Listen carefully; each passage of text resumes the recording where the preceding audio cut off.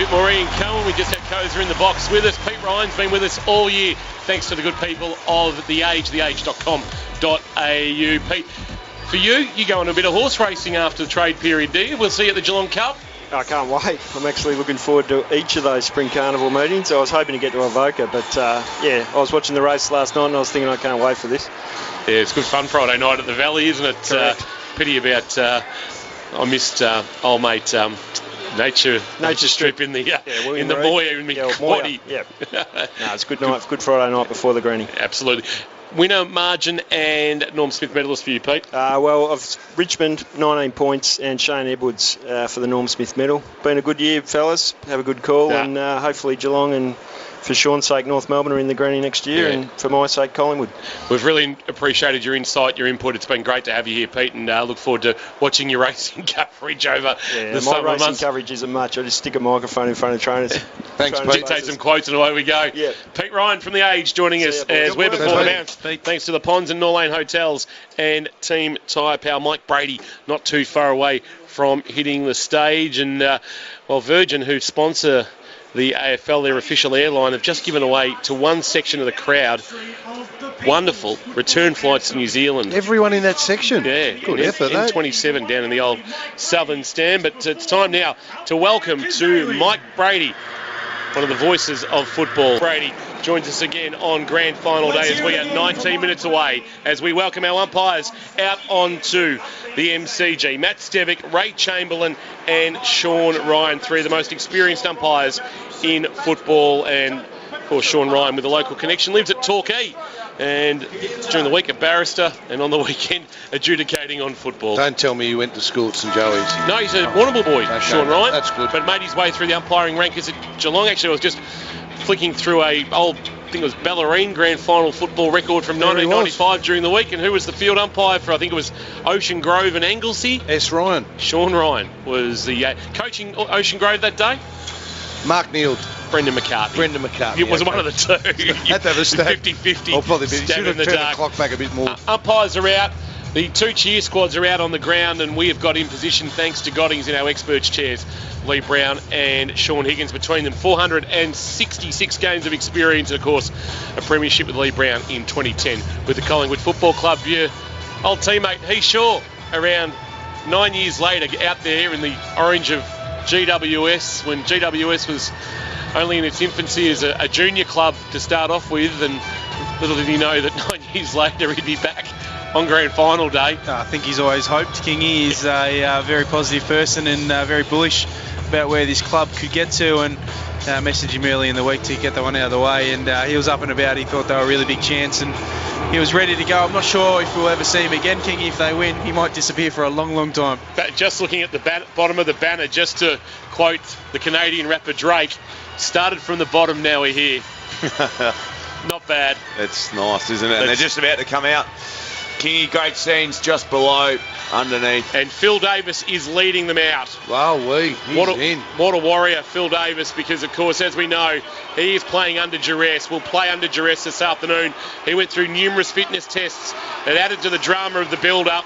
But he's here, and a good mate of ours here at K-Rock Footy is Phil. He's been with us through the years in the comments chairs when we've done games in Sydney that he's been injured or he's been available to come to the SCG and help us out. So we'll be riding everything with him this afternoon. But the big thing is he needs to see out the game, because if he doesn't, then it leaves a very nasty taste in a lot of people's mouths. He does, and maybe that look that we saw earlier, Sean, was when he put that T-shirt into his mouth and walked out of the rooms. It might have been the comment from the coach, don't stuff this one up, mate.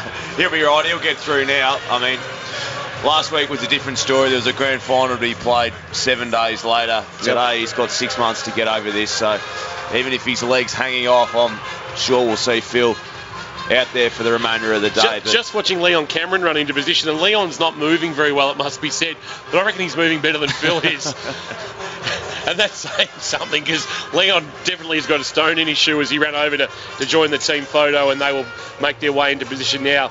the GWS Giants. But they're out on the ground. Richmond not too far away. And we start now, I suppose. Brownie, you've been through this, and we talk about it each year for those that have been in that grand final position. What are you doing right now as you've run out onto the ground in terms of soaking it up and getting a feel for the atmosphere? Yeah, that's the first point, Kingy. Just getting used to the environment, get used to the surroundings, and actually soak it up and enjoy it for a couple of minutes, and then get back into your routine. So make sure that warm-up's nice and crisp, you're ready to go. There's obviously a bit of a break in play or before you start play with the national anthem, so making sure you're prepped and ready to go. So Mumford, Shaw, De Boer, the only three Giants to have played in a grand final. Mumford winning one in 2012 with the Swans, of course, and then 2013 De Boer in a losing side with the Dockers. It's about you're just trying to get the footies in the hand at this time, aren't you? Just get a feel for, it's going to be a different sharing you play with, but you just want to touch the footy, get going, and get the legs ticking over. Yeah, just get back to some normality. The week's been up and down with emotion and different functions and events and the parade and all those sorts of things. Now it's time you get to go out and do what you love doing, and that's try and find the sharing and kick it through the big sticks, Kingy. So the Tigers are not too far away. The matchups that we've spoken about are numerous, but the defensive ones at either end of the ground are going to be key. Who is going first to Cameron? Is it Grimes or Asprey that'll get first crack there? As the Tigers come out, Kingy, they're about to go through. I'll let you call that one first. So they will make their way. Just can't see their banner, unfortunately. We just side onto it, so I'm not sure what the message was. Eddie's time is all it says on the front.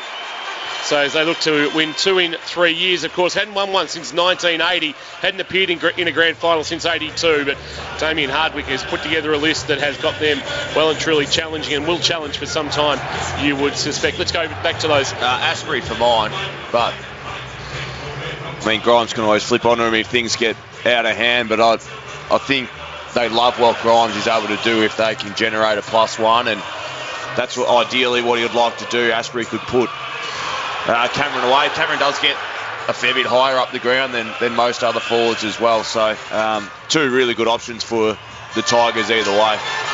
And they also need to make Grimes accountable, the GWS forwards.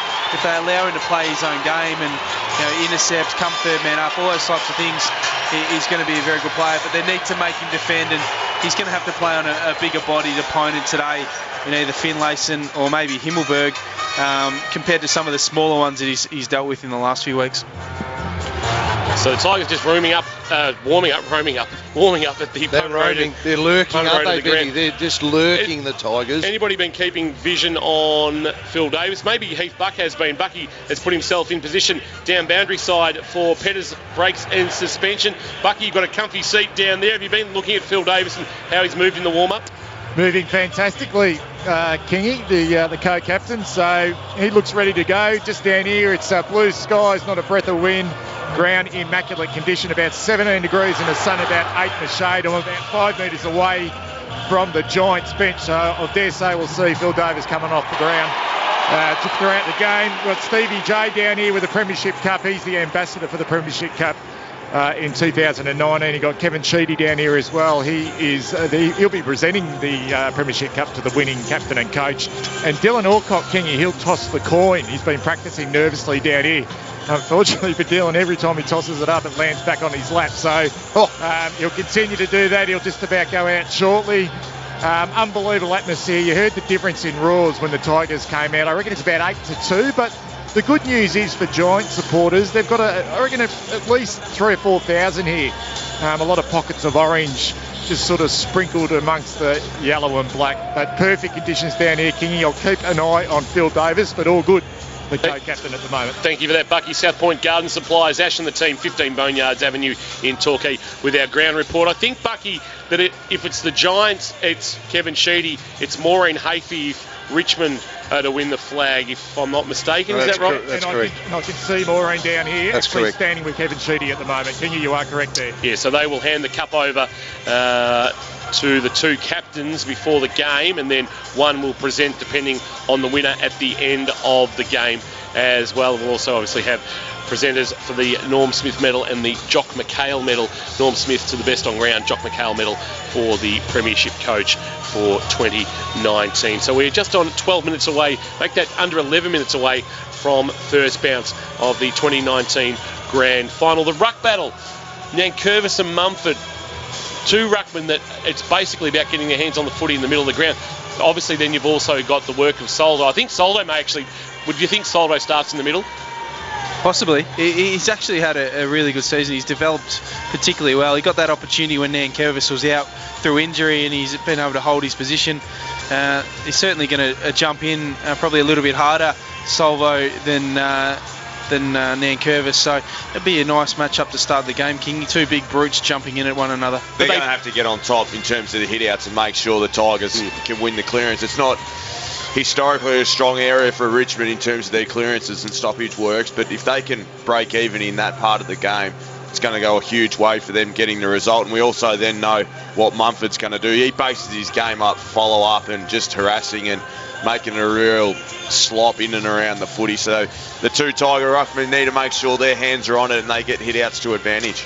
They also need to get around the ground a bit too, to run Mumford around, try and blow him up a little bit. If they can fatigue him, particularly if it becomes a close game at the end, if he's fatigued and Tomlinson's going to have to spend more time in the ruck, that becomes a real key late in the game for the Tigers.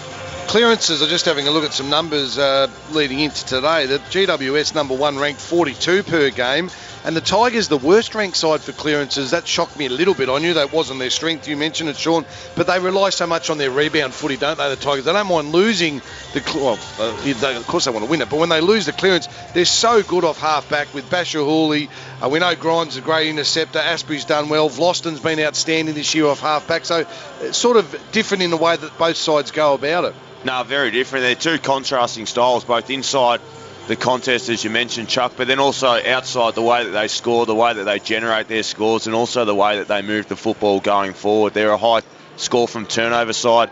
Richmond, as you mentioned, they don't necessarily have to win the stoppages. That's why if they can break it even in that area today, it's going to make it extremely difficult for GWS. GWS needs to make sure they win clearances. They need to score from clearances, and they also need to nullify the way that Richmond moved the football going inside forward 50, because that's what the Tigers are so good at. Brownie, looking at a couple of the key matchups you mentioned, and we discussed probably ad nauseum before about the role De Boer could play, and Sean felt he should go to Prestia. You felt he should go to Dustin Martin. I'm with you. We'll wait and see. In about 10 minutes' time, we'll know when they line up. But a couple of others around the ground as well. We spoke about Phil Davis' injury cloud. Can he go with Lynch? And if he doesn't, is there another match? And does Haynes go straight to Rewalt? Well, they've also got Taylor down there too, and Aiden Core, who are both talls and can play that taller role. Rewalt's an interesting one, isn't he? He played sort of that. We didn't really play second fiddle last week. He was very quiet, but you'd expect him to bounce back and actually have a real impact on this game. He's a really proud player, and you'd expect, from last week's performance, he'd be up and about and ready to go. Him and Lynch, both in really good form, become really hard to play against. So there's some key matchups in the tall department, particularly down the back end of the field. And Brownie, this is the biggest stage of all. You were out there, you won a premiership. Sean's been to the preliminary final on a few occasions. Is there anything in the fact that Richmond are seasoned? They won this 2 years ago, the GWS for the first time. Does that matter in a contest like this? We know they're two great sides, but when it gets really tight, if it stays tight, quarter 3, quarter 4, do Richmond have the calmness to say we can get this done, or the Giants just say throw caution to the wind, we're the Ferraris and we'll put our foot on the pedal? I reckon there's a bit of both, Chuck. I think we'll learn a lot about this GWS side. We know they're full of confidence, they're young, they're brash, all those types of things. If the game's tight, they'll back themselves in to win it. I don't think we'll see them go into their shells, but in saying that, Richmond have forced many teams to have second thoughts and push them back or put them on the back foot. So it's going to be an interesting little tussle, and who settles first is always the key in these big games. Just a couple of numbers. Richmond have 16 players that returned from their 2017 premiership side. The ones that aren't here: Grigg retired, Rance injured, Townsend, McIntosh, Butler, and of course Jack Graham also injured. The 6 that come in that weren't in that side: Short, Lynch, Bolton, Soldo, Baker and Pickett. Short was the only one I think on the list. Soldo may have been. Soldo was on the list as well. He's a rookie, I think. Rookie that year. So they are the 6 changes. GWS Giants, they have 5 players that played in their first ever game, round 1 2012, against the Sydney Swans. Phil Davis, Toby Green, Jeremy Cameron, Adam Tomlinson and Adam Kennedy are the 5 that survived from that round 1 side under Kevin Sheedy back in 2012. They've done well, haven't they? In the way they've pieced their list together and gotten themselves to this point. But think of who's gone. Yeah, well, you need to get rid of some of those. You can't keep them all unless your salary cap's $50 million. But they're just some of the names have let go. David Matthews, I don't think he's ever said the player's name, but he said in terms of a player leaving, there's only been one that they've gone, we really wanted to keep. Like, they've wanted to keep them all, but there was one that he's gone, that was the one that was the toughest to see. Who's your pick? Let go.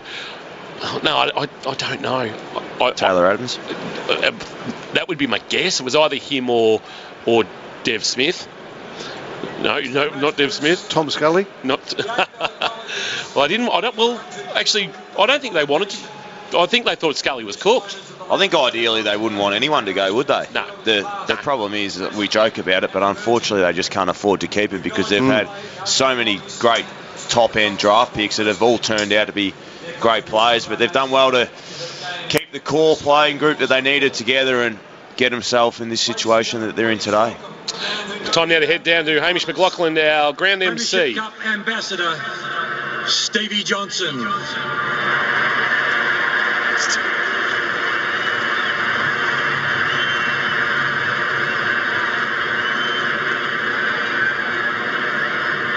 And would you now welcome our Cup legends, Maureen Hafey from the Richmond Football Club and Kevin Sheedy from the GWS Football Club. They now present the Toyota AFL Premiership Cup.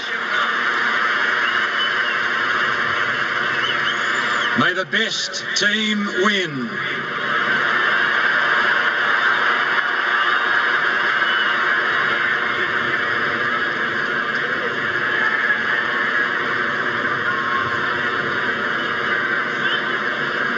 I now ask you all to please be upstanding, remove your caps and join with Conrad Sewell as he performs the Australian National Anthem with the St Albans East Primary School Choir.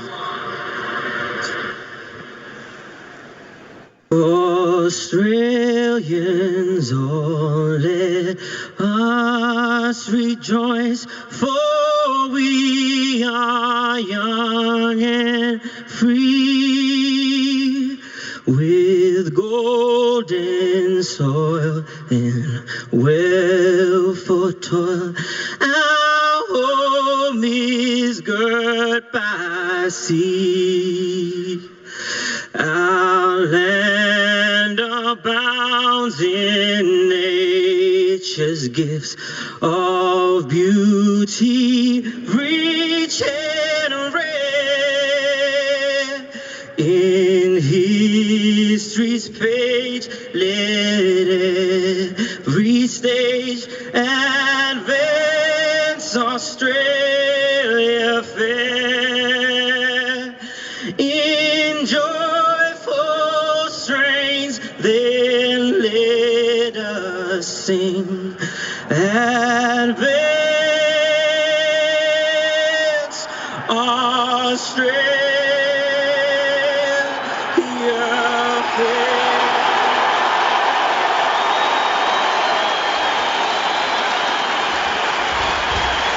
And that roar can only mean one thing.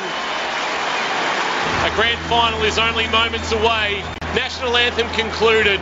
Players break to either end of the ground and we head downstairs to Heath Bucku's boundary side for Pettis breaks in suspension for his final thoughts heading into this one. The benches, and also we'll get your winner margin and Norm Smith medalist, Bucky. Yeah, unbelievable atmosphere down here. That roar after the national anthem, that's just absolutely brilliant. As we wait for Dylan Alcott to get out to the middle to toss the coin, those benches, Kennedy, Perryman, Lloyd and Tomlinson for the Giants, Soldo, the soldering iron, Liam Baker, Pickett on debut and Bolton on the bench for the Tigers. Kingy, look, I want a Giants win. I'm not overly confident, but the Giants by 8 points, and I reckon Nick Haynes is set for a big game down back for the Norm Smith medal. All right, let's go around the panel after we've had the toss of the coin.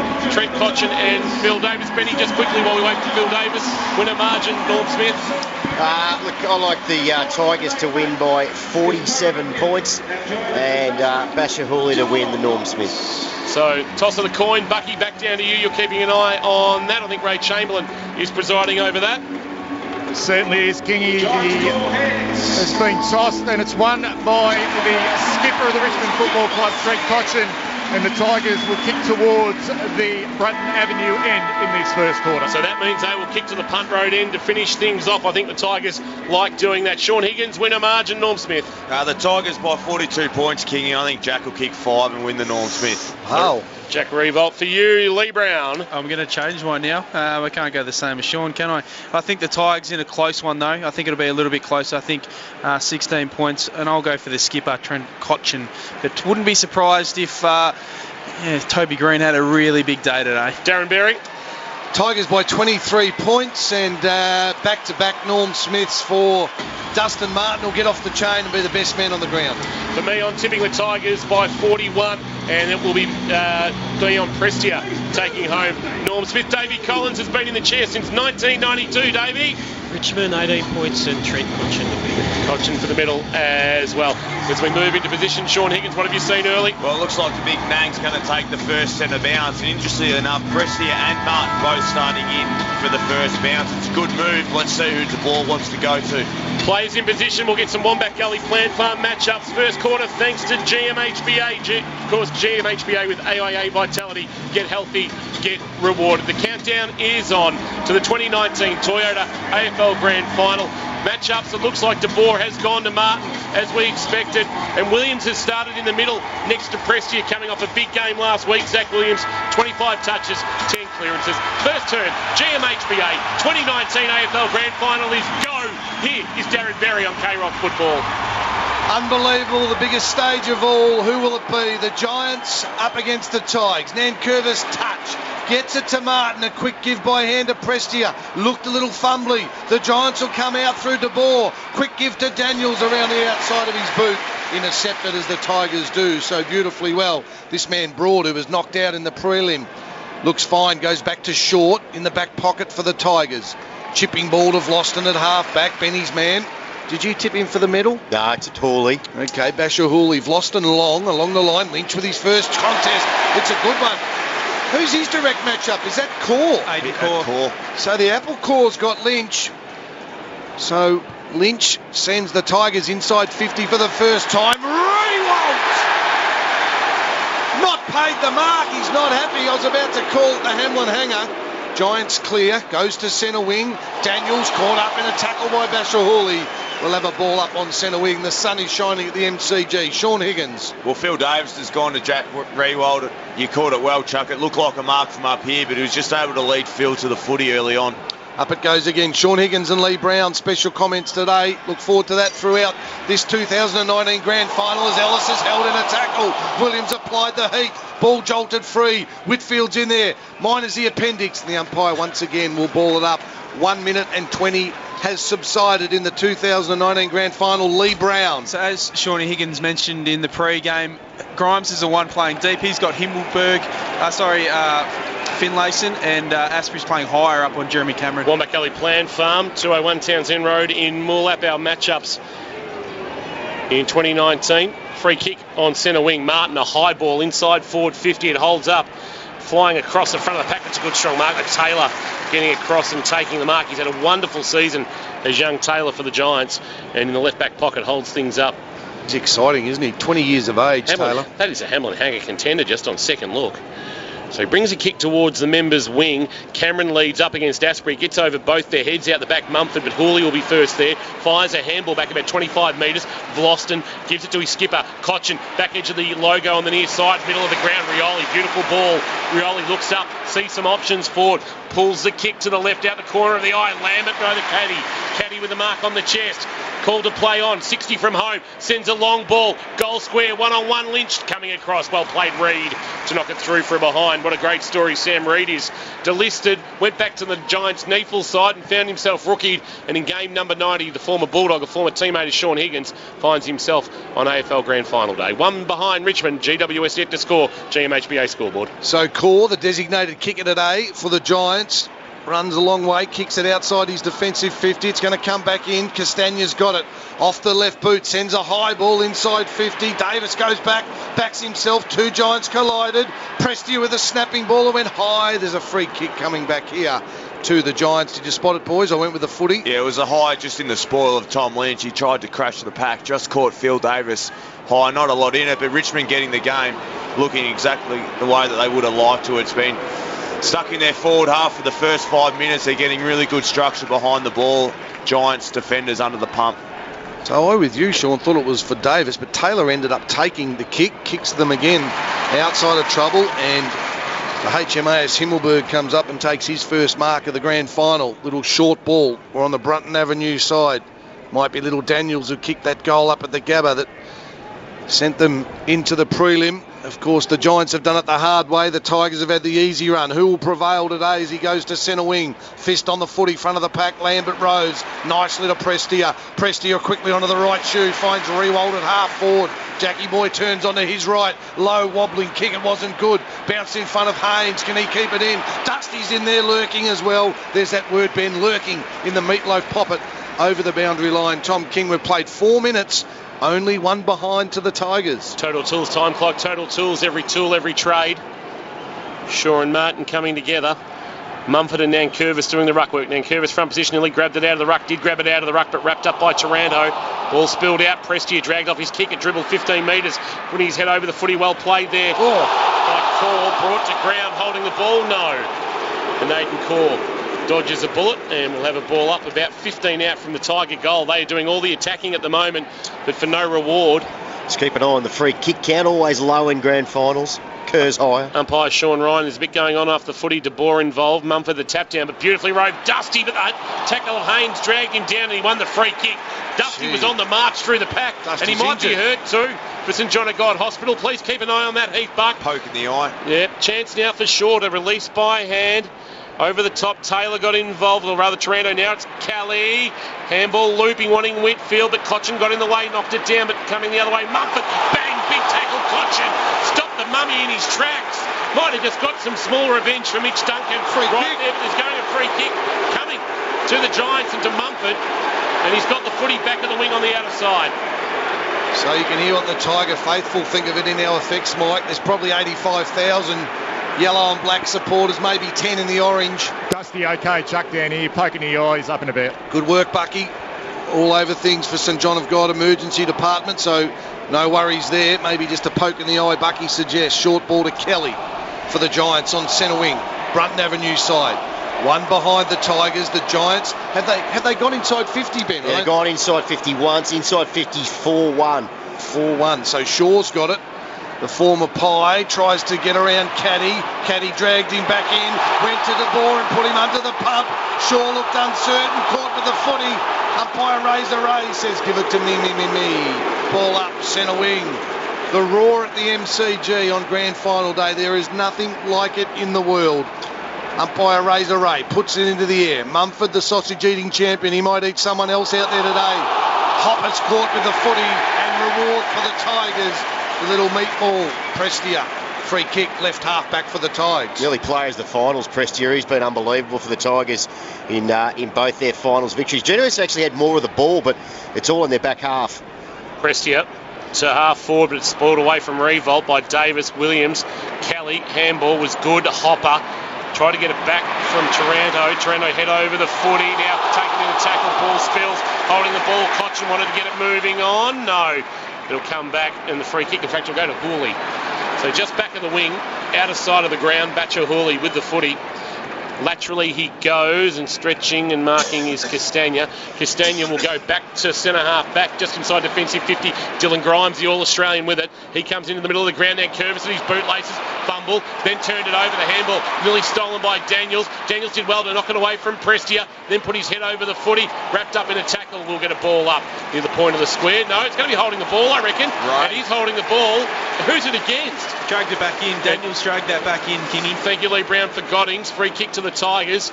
as Grimes goes to Asprey, who goes short to our best seats in the house where Nick Vlosten has marked, thanks to Warralilly. Yep, right on centre wing. Vlosten thumps a right foot drop punt to half forward. Lynch hustles. Lynch is strong. Lynch is good. Sean Higgins liked it in the back row. Lynch turns onto his right. Dusty's in the forward pocket. Speaking of strength off hands, Taylor, his direct opponent, so that's an interesting matchup.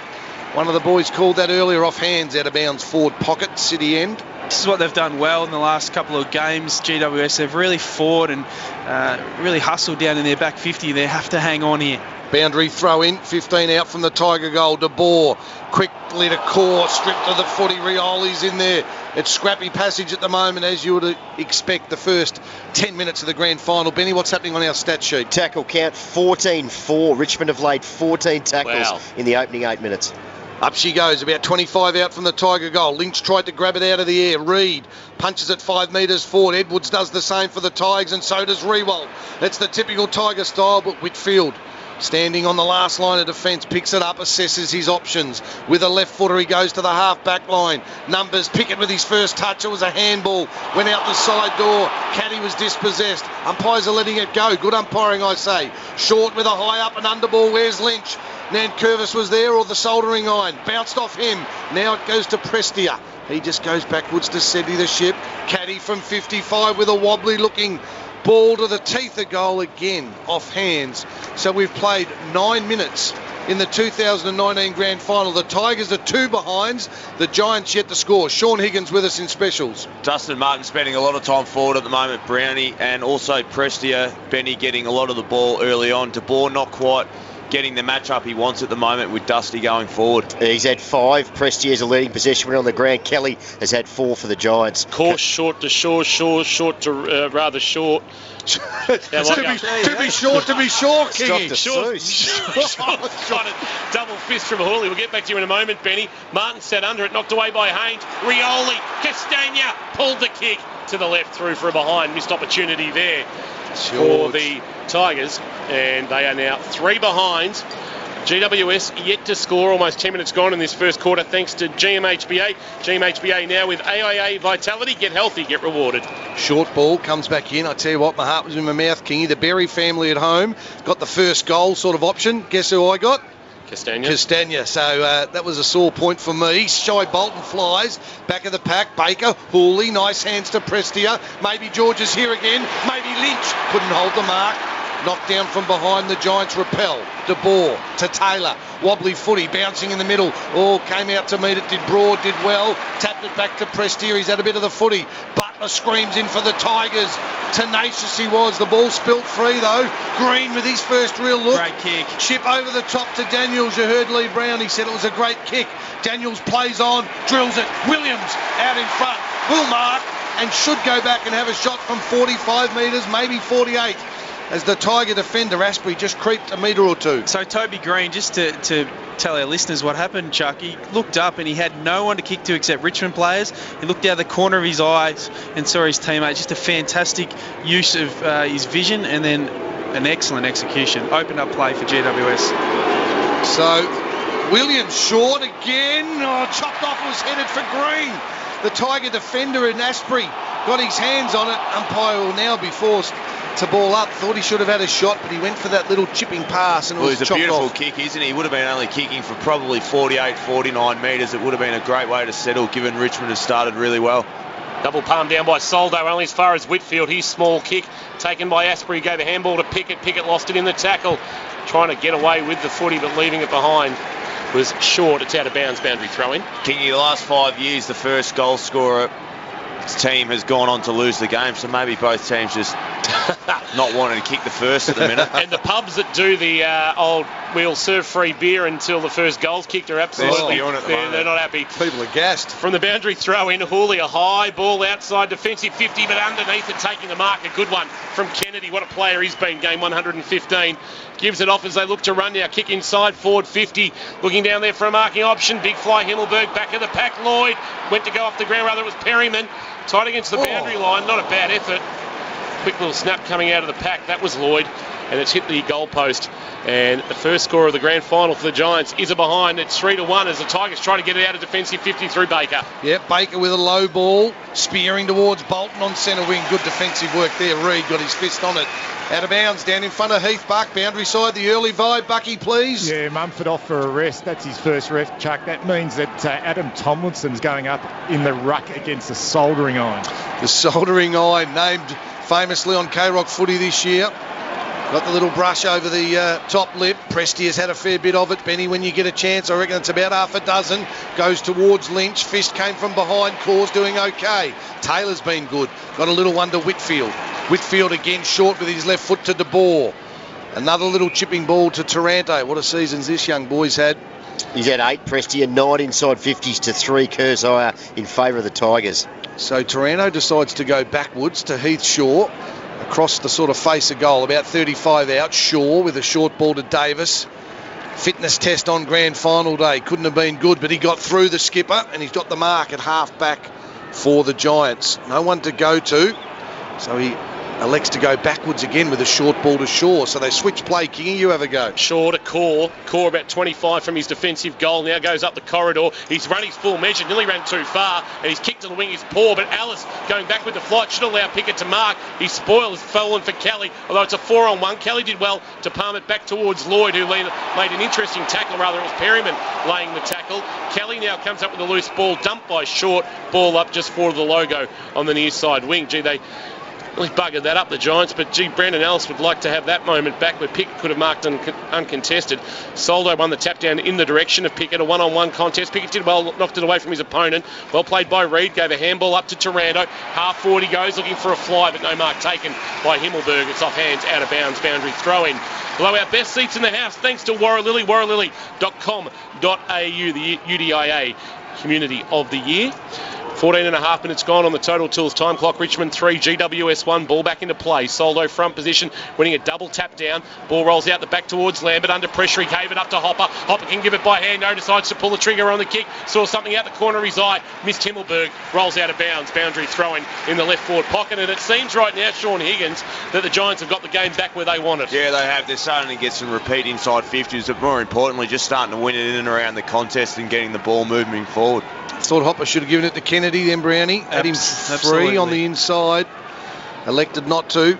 And boundary throw in the result. The big boy, Finlayson, couldn't get clear handle. Pickett got another little touch. Handball. They're desperate, the Giants, but maybe a little overzealous that time was De Boer. Getting over the neck of Edwards, who'll get a free kick at half back. Doesn't look out of place at the moment, Pickett, does he? He started pretty well. No, he has started well. And Finlayson, he tried that a few times last week in the ruck, didn't he? The push, and he got away with it. Edwards' short kick wasn't great. It put Vlosten under the pump. Applied the tackle to try and make amends. Bolton tried to sort of duck under some trouble, and he's been pinned for holding the pill. So the Giants' tackling is certainly good. Taranto might have been who come up with it. Went short. Whitfield, lovely left footer. Finds Toby. And the Tiger faithful poo. Toby Green will go back with a smile on his dial. And he'll be loving this. And from 48 metres, I don't think he'll chip it away. I reckon he'll try and kick the first goal. Lockie Whitfield chucked that left foot pass. They haven't put a lot of work into him so far with that. Obviously had his appendicitis out. A little bit too much space for Whitfield. Beautiful work, Bucky. Toby Green from 48 metres. Slightly more than a 45-degree angle. Kick off the boot. I don't think it's home. It's faded to the right-hand side. So still 16.5 minutes into the first quarter of the 2019 Grand Final. Neither team has a goal. The Tigers have 3 behinds. The Giants have 2 behinds. Hooley short into the left back pocket to Grimes, and the All-Australian gets it from a fellow All-Australian. He looks up and sees 35 players ahead of him. 17 minutes almost ticked over on the total tools time clock. A high kick to the outer side, half-back flank, looking out there for Caddy. Surely that's a free kick against Whitfield. Has it been paid? No. Martin gave a handball off to Broad. Broad on the outside of his right boot, flirting with the boundary line. Out in the full it goes. Surely that was a free kick against Whitfield at half-back, or am I missing something there? No, you're not missing anything, Tom. Short kick. Marked by De Boer, and the former Docker concedes back to Haynes. Haynes at half-back. He goes inside defensive 50 to his skipper, and they look to open up the members' side of the ground. Davis from just inside defensive 50 with a well-weighted kick to Perryman, and the boy from Colin Gully has got it. He goes laterally onto the near side logo, and Sammy Reid's got the footy. Reid wants the middle of the ground, but he hasn't got enough on it, and stretching and marking his Lynch, and the Tigers are away. That's bizarre.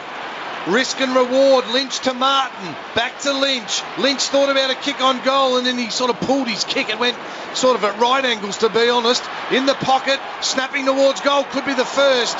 Bolton it was, but it was chopped off again on the last line of defence. Davis got back. Fed a handball out the side door to Haynes. Clearing footy. Taranto's got to run onto it. He overrun it in the end. Picking it up was Caddy. Oh, he's just set upon by 3. GWS Giants, and they hold him up. Half-forward line for the Tigers. 18 minutes gone. Still, the clock ticks away. Still, no goal. Quite extraordinary. Up it goes again. Nankervis wins it. Taps it into the pathway of Caddy. Caddy handballed under pressure towards the boundary line. Umpire Ryan, ball it in. Meatloaf pocket, right half forward. MCG, City end of the ground. 2 behinds the Giants, 3 behinds the Tigers. Boundary throw in, Nankervis doing the ruck work against Tomlinson. Grabbed it out of the ruck and then ran into a 2-man tackle. Tried to fire a handball to Cochin. Too much heat. Ricocheted to Whitfield. Gave it to Taranto.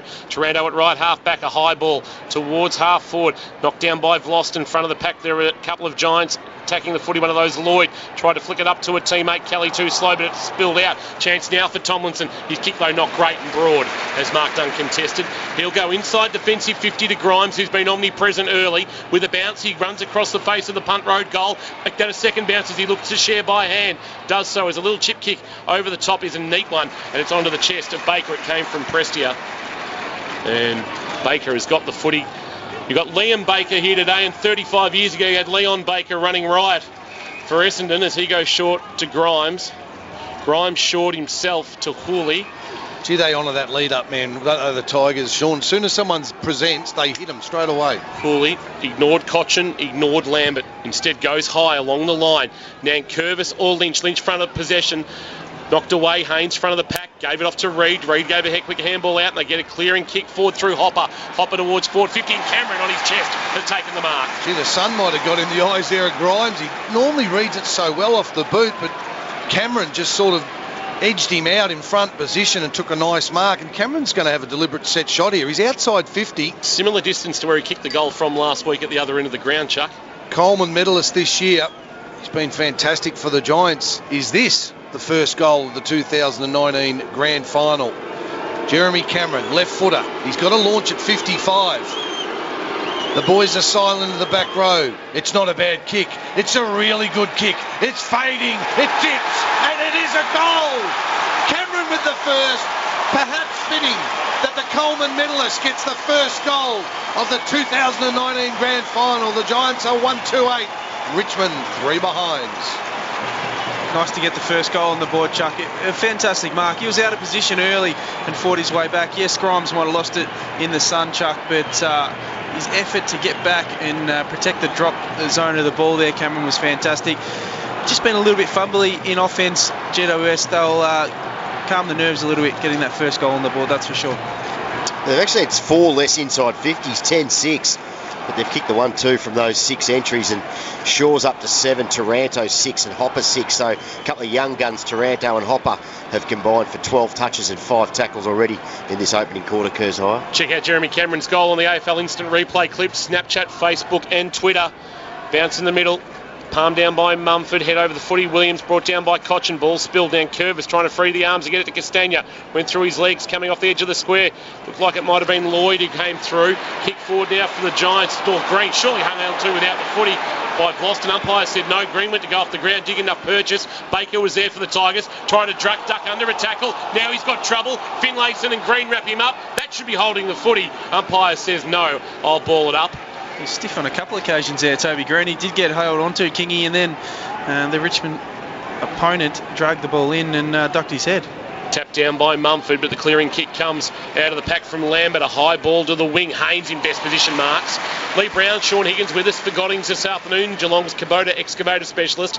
Western Highway in Rockbank. They'll be busy over the spring and summer months. Adrian and Amanda Williams in the team. Haynes a kick inside forward 50. Mumford front position. Couldn't take the mark. Just buffeted off it by Nankervis. It was then socketed off the ground by Himmelberg out of bounds. Boundary thrown about 55 around from the goal face that the Giants are attacking at the punt road end in this opening term. They lead by 5. Dusty's spending more time forward than he thought. Yeah, he's taking the centre bounce at the moment and then rolling forward. Heath Shaw taking him there. The problem is once he leaves, De Boer then not having a match-up. I'd send him straight to Prestia at the moment. 9 touches. He's having a huge influence. Ball goes towards Dusty and Shaw now, just as the boys were talking about it. Cameron picked it up, handball to Shaw. He was quick to Whitfield, missed the target. De Boer put Daniels under enormous pressure, but he bounced off like a little pinball in the pinball machine.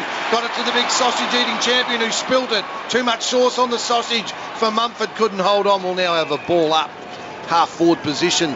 Giants 1-2-8. The Tigers 3 behinds. Sunbathed MCG, 100 in the house. It is magnificent. The last Saturday in September. 22 players will write themselves into history this afternoon. Goes inside 50 for the Giants. Baker's in there for the Tigers over the footy. Got to try and get it out. Umpire said no prior, I'll ball it up. Couple of players caught. Cotchin's just had the 1 disposal. Ellis yet to have a kick. Edwards 2 disposals for the Tigers. Up it goes again. 30 metres out in front of the Giants' goal. Tomlinson run in, knocked off the footy. Lloyd got a quick one to Kennedy. Kennedy threw it onto his right foot. Bing ball. Daniels has been dangerous. Gets caught that time. The ball jolts free. Cotchin over the footy. Can he do anything? Not on this occasion. Umpire spots a free kick though. I think it might go the Richmond captain's way. He went hard at the footy and was rewarded for his efforts. So in the left back pocket, the Richmond captain. Phil Davis on the bench at the moment. He hasn't sat down once, just trying to keep warm. It's his first rest, Chuck. Thank you. Heath Buck, St John of God Emergency Department. Now it's with Short for the Tigers. He goes to centre wing. Rewalt came a long way up the ground. Edwards was brilliant. Handball over the top to Ellis. They're running now, the Tigers. Lambert and Lynch got in each other's way. They sort of looked, and that look cost them because now the Giants have got it. Whitfield caught in the tackle. Razor pings him. Play on. The Tigers send it straight inside 50. Dusty! Martin out in front of Shaw. Can't do much about that, gentlemen.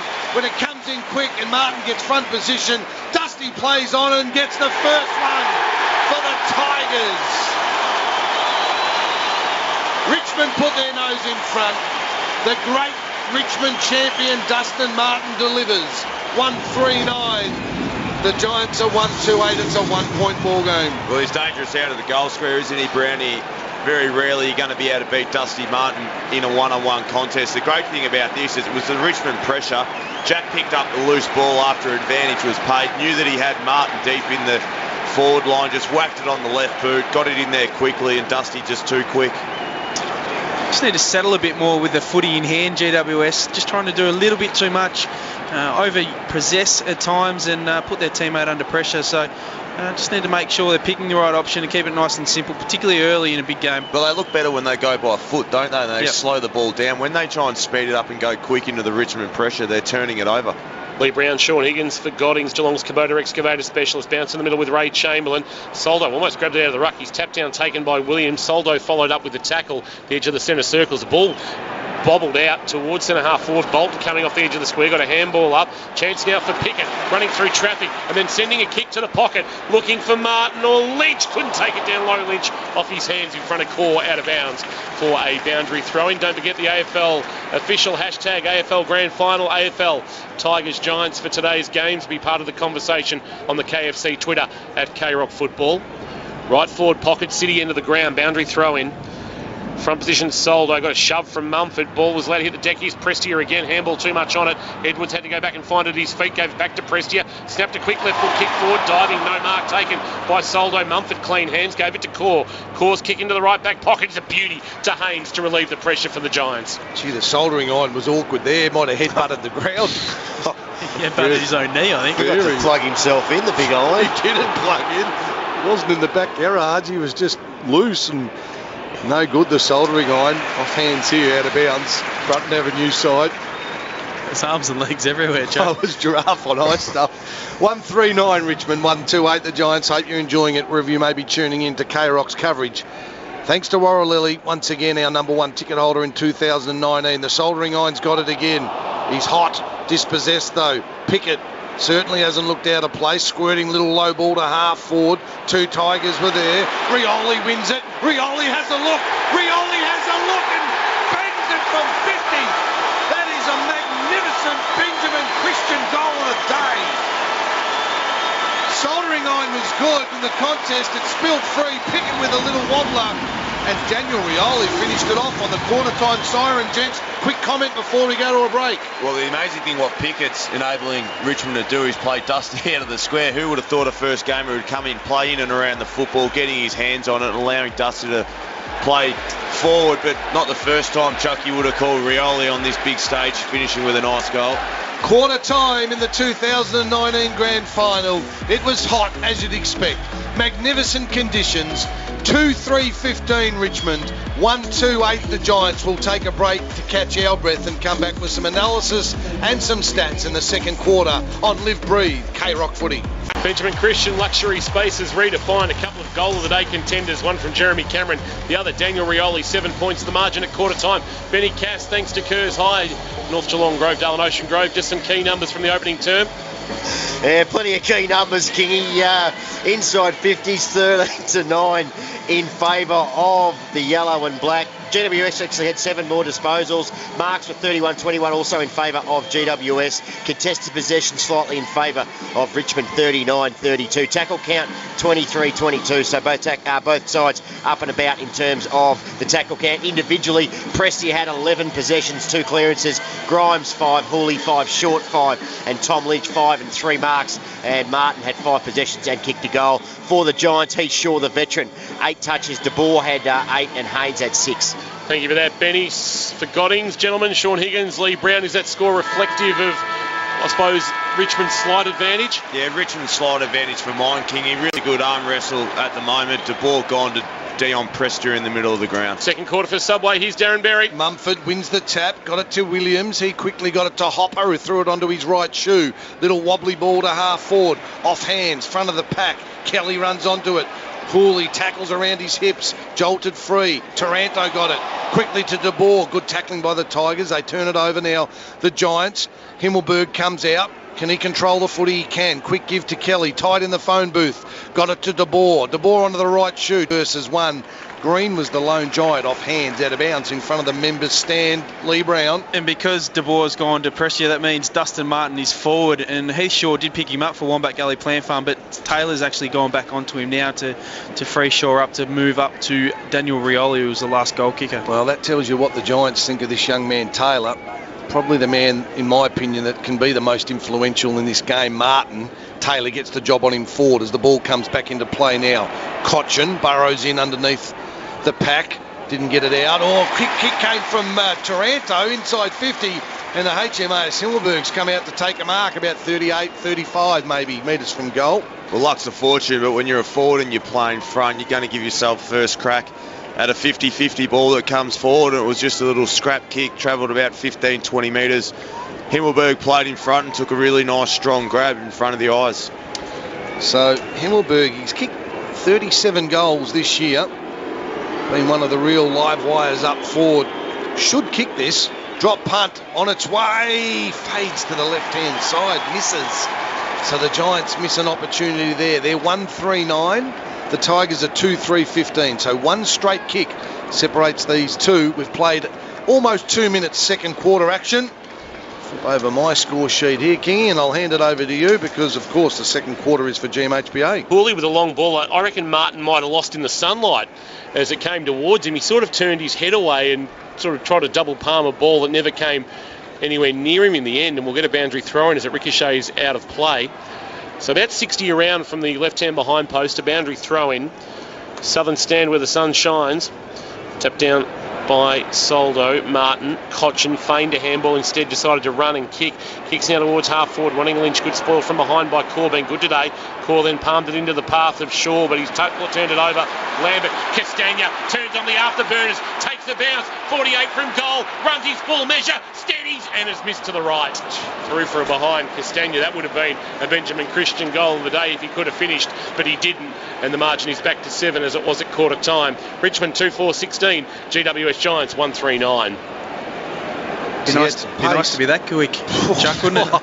Hey? That was quicker than Taylor Garner in the grand final sprint. Well, I think Benny Cass was quicker than Taylor Garner about 3 a.m. last night.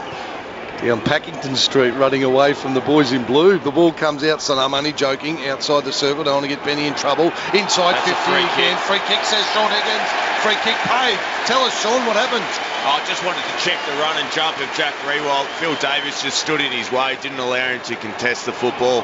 No other Richmond player in the contest not allowed to do that. Looks like Jack might just open up the angle a little bit here, I think, and snap one around the corner. Giants boys were all over it because they stood in that pathway, and you're right, Sean, he's going to snap.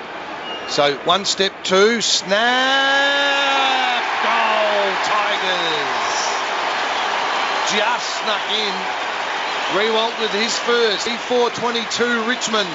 1-3 the Giants, almost 4 minutes, second quarter. Be nice to have another replay of that one, boys. I'm not sure it was completely there. You've got to have some awareness of your opponent running in as well. Disappointing, obviously, for GWS, but for Richmond, Jack Rewalt to get his hands on the ball and hit the scoreboard. Had a really quiet week last weekend in the prelim final, but great for him to start well and get his hands on the footy. The thing that cost Phil there, Brownie, he just took the body, which was good body use, but then his teammate floated in. Phil didn't actually touch the football at all in the marking contest, and not allowed to do that if you don't make contest with the ball. The ball's gone to Martin for Wombat Gully Plant Farm in the middle of the ground too. Geelong Insurance Brokers head-to-head match-up we wanted to see back in the middle. Soldo might have got a poke in the eye from Mumford, but he found the footy, gave it to Pickett. Pickett, a beautiful blind turn, and then a kick inside forward 50. Big flight, Castagna! Hamlin Hanger contender! Marlon Pickett, what about that? He's pulled out something Morris Rioli-like in the middle of the NCG with a big blind turn and then a delivery that allowed Jason Castagna to hang in the MCG air and take a mark on the way down on the juggle. Hamlin Hanger contender and a shot at another goal for the Tigers to give them a handy 19-point buffer.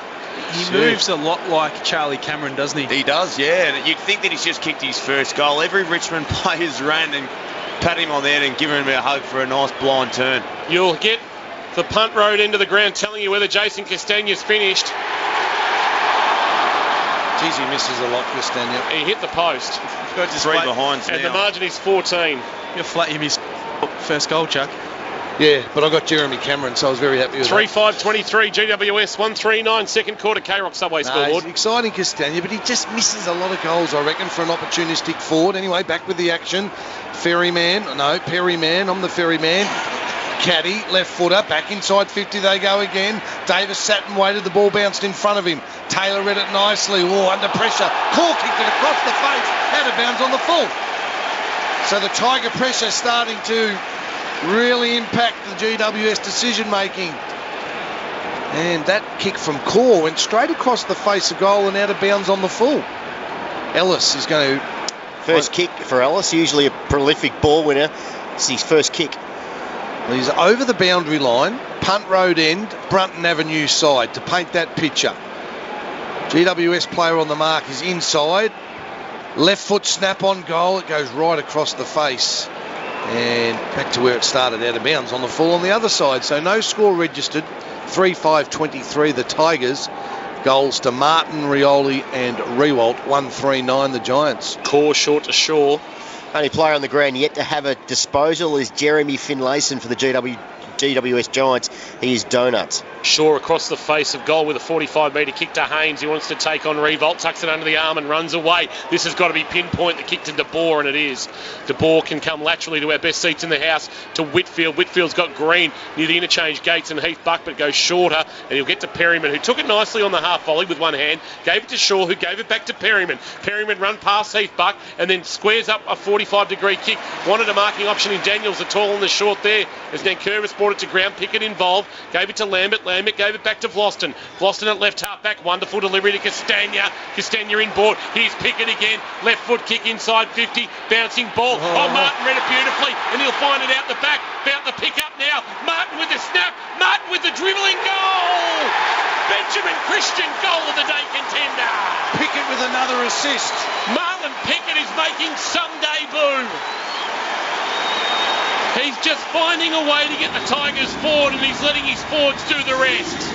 Dustin Martin judging that better. He knew where the bounce was going to go. He got out the back. He was never handballing that off. He was finishing Dustin Martin, and as he did in the 2017 Grand Final, he's got a couple under his belt. 4-5-29. The Giants 1-3-9, 20 points the margin, and the Giants are stagnant in this second term thanks to Subway. This is unbelievable to watch Brownie Pickett, what he's doing at the moment for his first game. He's in the guts at the moment again. We've mentioned it before, but it's allowing Dusty to be so dangerous inside forward 50, creating goals, giving an enormous run, overlap run then. He started that at half-back, got the footy back again, put it to a dangerous spot and let Dusty do his thing. Martin's pick-up as well. It was one of those awkward balls, boys. It wasn't bouncing end on end, and he just plucked it like a seagull on a hot chip. The class of the man. Here he is again, Pickett. He tried to sidestep. This time he was caught up in the tackle. The ball jolted out of his arms. Toby Green hasn't had much of the footy. Got a handball to Davis. Davis with a high up and under towards centre wing. Hooley with a big fist on the footy. Tomlinson comes in to lend some assistance. Hooley with a second follow-up tackle. Spilt free to Rioli. Lowers the eyes. Lynch on the lead. Tigers look sensational. Just you mentioned there, Pickett's had make that 4 touches in this quarter. It's 6 inside 50s to 1, but unlike the first quarter, Richmond are looking dangerous now. They've kicked 2-2, and Lynch has a shot for another goal from these 6 entries. So they've scored on 5 of those 6 entries. It's all looking pretty damaging at the moment for the GWS Giants. How many for Toby Green? Green's had just the 3 effective disposals. Yep, he needs to lift. So do a few other Giants. This kick to send the Tigers to a 26-point lead, if you don't mind. Tom Lynch, the boy from Sorrento, via the Stingrays. He went up north. He's now a Tiger. Goal to Richmond. They've made a break. They lead 10 minutes into the second quarter by 26 points. Pickett again from the middle, Sean. You got a little gentle reminder that he was on the big stage with a nice spear tackle from Sam Reid, but it was the pressure and the follow-up from the Tigers. Thomason won the ball on the boundary, but the pressure from Hooley just to get the tackle, get that touch on him, turn the ball over, and then they're starting to execute those kicks going inside forward 50. One of the most efficient sides, the Tigers, when they go inside 50, and Benny called it. They weren't getting the reward early on in this game, but started this second quarter, they look dangerous every time they break the arc. Pickett's up to 9 touches, only betted for the Tigers by Prestia with 11. De Boer, while it's good for him individually, he is GWS's leading possession winner, which is probably not ideal for them. They need the playmakers getting the footy. His highest stats, Ben Casanilia. Thank you, Benny. Bounce in the middle. Mumford going against Nankervis. All the momentum with the Tigers at the moment. Here again is Pickett laying a tackle. Hopper's in there. Hopper was tackling Edwards, and we'll get a ball up. Just forward to the centre circles, favouring Richmond. Mumford, a nice palm down to Hopper. Hopper on the outside of the right boot, gets a kick only onto the chest. So Hooley at the back edge of the centre square. He swings onto his left boot and brings it MCC member stand side to Short. Short can come towards the wing, and Lambert is waiting for it. He'll take it on the chest, as confronting him front on was Perryman. Subway, that's my kind of fresh. 17 locations across Geelong, Ballerine and Surf Coast. Kick towards half forward. Davis front position had to spoil. Green did the roving. Shared it with Kelly, who looped a handball over the top to Perryman. Perryman gave it to Taranto. Ran into trouble. Handball under pressure. Rolls towards the interchange gates and out of bounds for a boundary throw-in. Heath Buck is down boundary side for Petters. Breaks and suspension. You're keeping an eye on Phil Davis, who doesn't seem to be too inhibited. Seems to be okay, Kingy. Jeremy Finlayson having a long chat on the phone. Maybe the coach just saying, you might want to get a possession for Curzai. Yep, pull the socks up. Taranto, snapping ball around his body, whistle, further afield. Held on to, was it, boys? Yep. Himmelberg. So against Asprey on that occasion. Giants need a couple here just to settle the ship. The Tigers threatening to blow this out of the water. Inside 50. Handball to Green. Green with a little banana. It wasn't a good one. Pushed as he kicked. Doesn't look a normal obnoxious and aggressive Toby Green. He needs to lift. Minor score. The margin 25 points. 12 minutes gone in the second quarter. The Tigers in control at the moment. Vlauston a little bit betwixt and between with what to do, so buys 5 metres from the defensive goal square and sends it to half-back core front position, had it knocked away by Lynch. Lynch then did his own roving, dumped in a 2-man tackle and not taken to ground, held in it. Hopper one of those, laying it along with Perryman. Might be time for Green to get up around the footy more, Chuck. Give him an opportunity. Umpire tosses it up, tapped down by Nankervis. Out the back of the pack, Caddy, the former Cat and Son, gives it to Edwards. Edwards out the side door. Hawley with a don't argue, although it's going to be a free kick. It's coming back to Caddy, who might have been taken high or without the footy by De Boer. He'll get the free kick. He'll go short to Vlauston, who's got it at left half back in front of the MCC members. 100,024 is the capacity of the MCG. It'll be interesting to see if we tick over the 6 figures. I know they were letting restricted MCC members in today. A high ball to the wing for Lynch. Big fist from Core from behind Kelly, front of the pack. But Pickett, he's been everywhere in this first half. Now he's taken in a Kelly tackle. We'll get a ball up. A true centre wing about 8 metres away from the boundary line. The umpire will toss it up. 13 and a half minutes gone. Second term. Hope you're enjoying the call through KROC 955, FM 88, AFL.com.au and the AFL app. Here's Darren Berry. Taranto sharks that little contest. Wobbles it to half forward. Best position in front was Grimes. The boundary umpire said it was off hands and out of bounds. The field umpire paid a mark. It's a throw-in, boys. It was fumbled over the line. Okay, Bucky right at boundary side, so he had best position. So a bit of confusion, but the result is a boundary throw-in in front of the MCC members. It looks pretty full to me, Kingy, I must say. I'm going to give 100,000 a nudge, I would have thought. Boundary throw-in again. Soldering iron tapped to the back. Lambert in traditional Tiger style thumps it forward. Cochin does the same. Poach it in front. In came Kennedy hard. Met him solidly, umpire said. It's out the full. Free kick to Cochin. Off Kennedy's boot, Chuck. Bucky doing a beautiful job. He's sort of right in the action down there. Dusty came out on the lead, but good fist from young Taylor. Yeah, good Taylor. Over the boundary line. What I can tell you, Chuck, you mentioned Toby Green before. There was an incident involving Green and Liam Baker in the first quarter. We'll be all over that at half-time. Righto then. Bucky's doing a power of work at boundary side today. Pettis suspension, boundary throw in. Tomlinson worked his way to the front. Taranto's had a bit of the footy. The soldering irons over the top. Hot, but couldn't get it out. So we'll have a ball up. A little bit of stagnant passage here. 1-4-10 the Giants. 5-5-35. Richmond have made the break. They lead by 25 points. Up it goes again. Dusty just knows where his teammates are. Handball to Prestia. Pickett hemmed in on the boundary. Kept it in somehow. Taylor came out to meet it on the half volley. Got it quickly to Kelly. Kelly to Haynes, who on the right foot wobbled one to sort of half back. Tomlinson had to make something off it. Edwards picks it up. This looks dangerous because he gets it to Lambert. Lambert to Bolton, who snaps. He probably had another handball on and selfishly went to the goals when Caddy was on the outside. Didn't spot him. Off target, out of bounds on the full, so no score.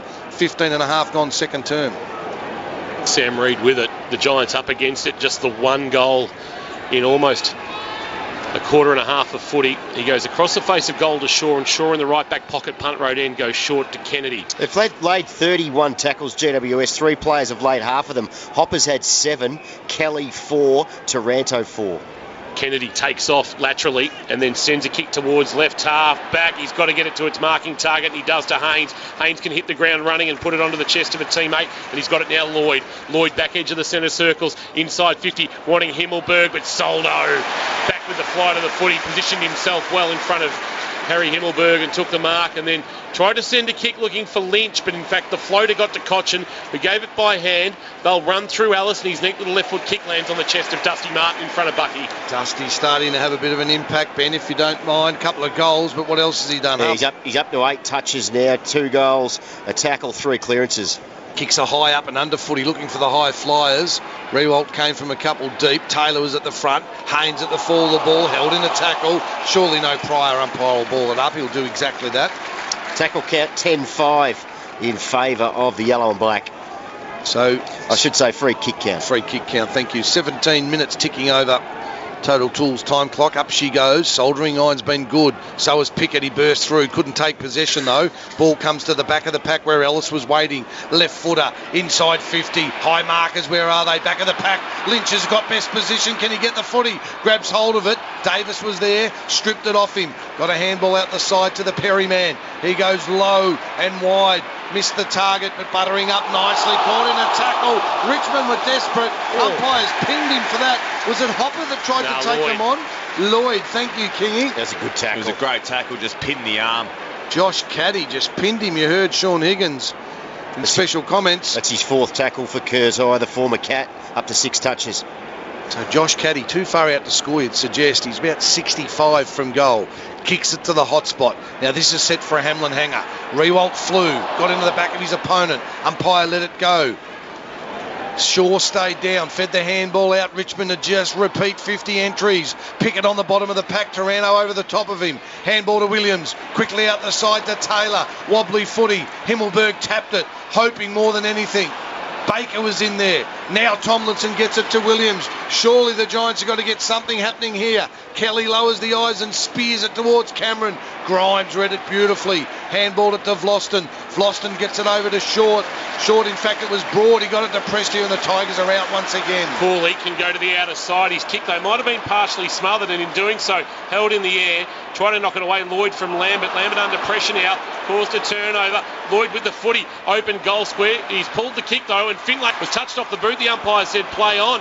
Ball spills. Broad sends it out into the sunshine. Southern stand side when Lambert has marked it right half back. Lambert comes laterally, but he missed Hooley on the 45. Kennedy comes through, just shovels it forward. Numbers there. One of those is Perryman firing a handball back to Shaw, and he goes short to Haynes, and Haynes has got it at left half forward, or just forward of the wing on the outer side. But, gee, the Giants have barely dominated possession in this second quarter. Kick inside forward 50. Himmelberg a fly, couldn't take the mark, brought the ball to ground though. Nankervis, the unlikely rover. Handball missed the target. Whitfield, handball up. De Boer, an unlikely goal kicker, needs to kick it. Floating, it goes across the face of goal and through for a behind. Makes the margin an even 4 goals at 1-5-11, playing 5-5-35. 19 and a half minutes gone in this second term. Total Tools time clock. Total Tools, every tool, every trade. Looked like his time again, Nankervis. I don't think he'd handball that back into the corridor if he had that again, Chuck. No, fair call. Lee Brown and Sean Higgins with us today. Special comments team. 1-5-11. The Giants, 5-5-35, the Tigers. Just lacking a bit of composure at the moment, the Giants with the footy in hand. Let's see if they can do something with this forward entry. Again, Taranto to Daniels, but they've coughed it up again. Free kick in the back to the young boy that went to the college down in Geelong. Or was it Geelong Grammar? Which one's out of Corio? No, Daniels went to Grammar. Grammar, did he? Thank you. It's nice and easy to get him high too, Chuck. He's not very tall, man. Pint size, Brent Daniels. He's got some energy though. He's a very good goal kicker. We've seen him kick a couple of really important ones in both their last 2 finals. So this is a big kick for Brett Daniels. He's going to kick it about 48 metres, the little man. Stuttering looking approach, 48 metres. Gee, the distance, no problem. Accuracy off target though, unfortunately. Again, they need goals and they keep missing. The Giants with a minor score. 1-6-12 they are now. So 7 shots on goal, only resulting in 1 major to 5-5-35. 23 points in favour of the Tigers. 20 minutes gone. Basher Hooley with the footy, 32 touches, 9 rebound 50s against the Cats last week in the prelim. He's going to go with a handball into the left back pocket, and they look to clear now through Grimes. A high ball to half back. Lynch in best position, couldn't mark. Core a good spoil, front of the pack. Castagna doing some fancy footwork. Shrugged off True, shrugged off 3. A bounce and then a kick beautifully onto the chest of Nankervis. Pickett is streaming inside 50. Nankervis a long handball. Pickett wanted to shake and shimmy, but then just gave a handball into space. Maybe was just a little bit caught without any real awareness. Bolton twisting and turning, giving it to Ellis in the left forward pocket, who fumbled it, and now he sits over the footy, tried to knock it out. Shaw coming one way, Rioli the other. Rioli taken by Shaw in a tackle. Ball up left forward pocket. The game was crying out for Marlon Pickett to run onto it and kick a goal. Yeah, it was, but they also had so many opportunities, Brownie, didn't they? Just fumbled Ellis. Costly. Nankervis just need to go back and kick that one to him rather than handball. 25 out from the Tiger goal. Nankervis tapped it down at his feet. No Tigers there. Pack of players. Ball comes out tunnel ball style. Tomlinson's got to be clean. He was. Handball. Oh, gee whiz. Two Giants sort of raffled it. They fumbled it. It was the apple core, and he got it to Haynes, and he missed his kick. I said a couple of moments ago, boys, that they're lacking composure with the footy. The Giants, they've just been poor skill at the moment, Brownie. Yeah, they have. And the team that's cleanest, whether it's grand final day or through the year, and I'm sure Sean can attest to this, normally wins the game. But also just Richmond setting up really well, Chuck behind the ball. They're not allowing GWS to have a clean exit.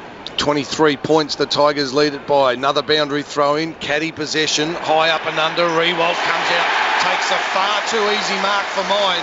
Davis, the man with the crook calf, was trailing him out and just couldn't get a fist on the footy. Jack took it up just in front of his chest, and he'll go back and shoot for goal. 45 metres out, very, very slight angle. That's where Davis looks a little bit at sea, where there's actually a quick turnover or a quick play, and Rewalt has got time to run and jump at the footy. Kicked the first goal this second quarter. He's had a quiet final series, but this for his second, and to give the Tigers a 29-point lead. Jack likes it. The Tigers like it. Richmond might just start to open that can that Benny Cass talked about pre-match. Benny Cass suggested 47 points to the Tigers.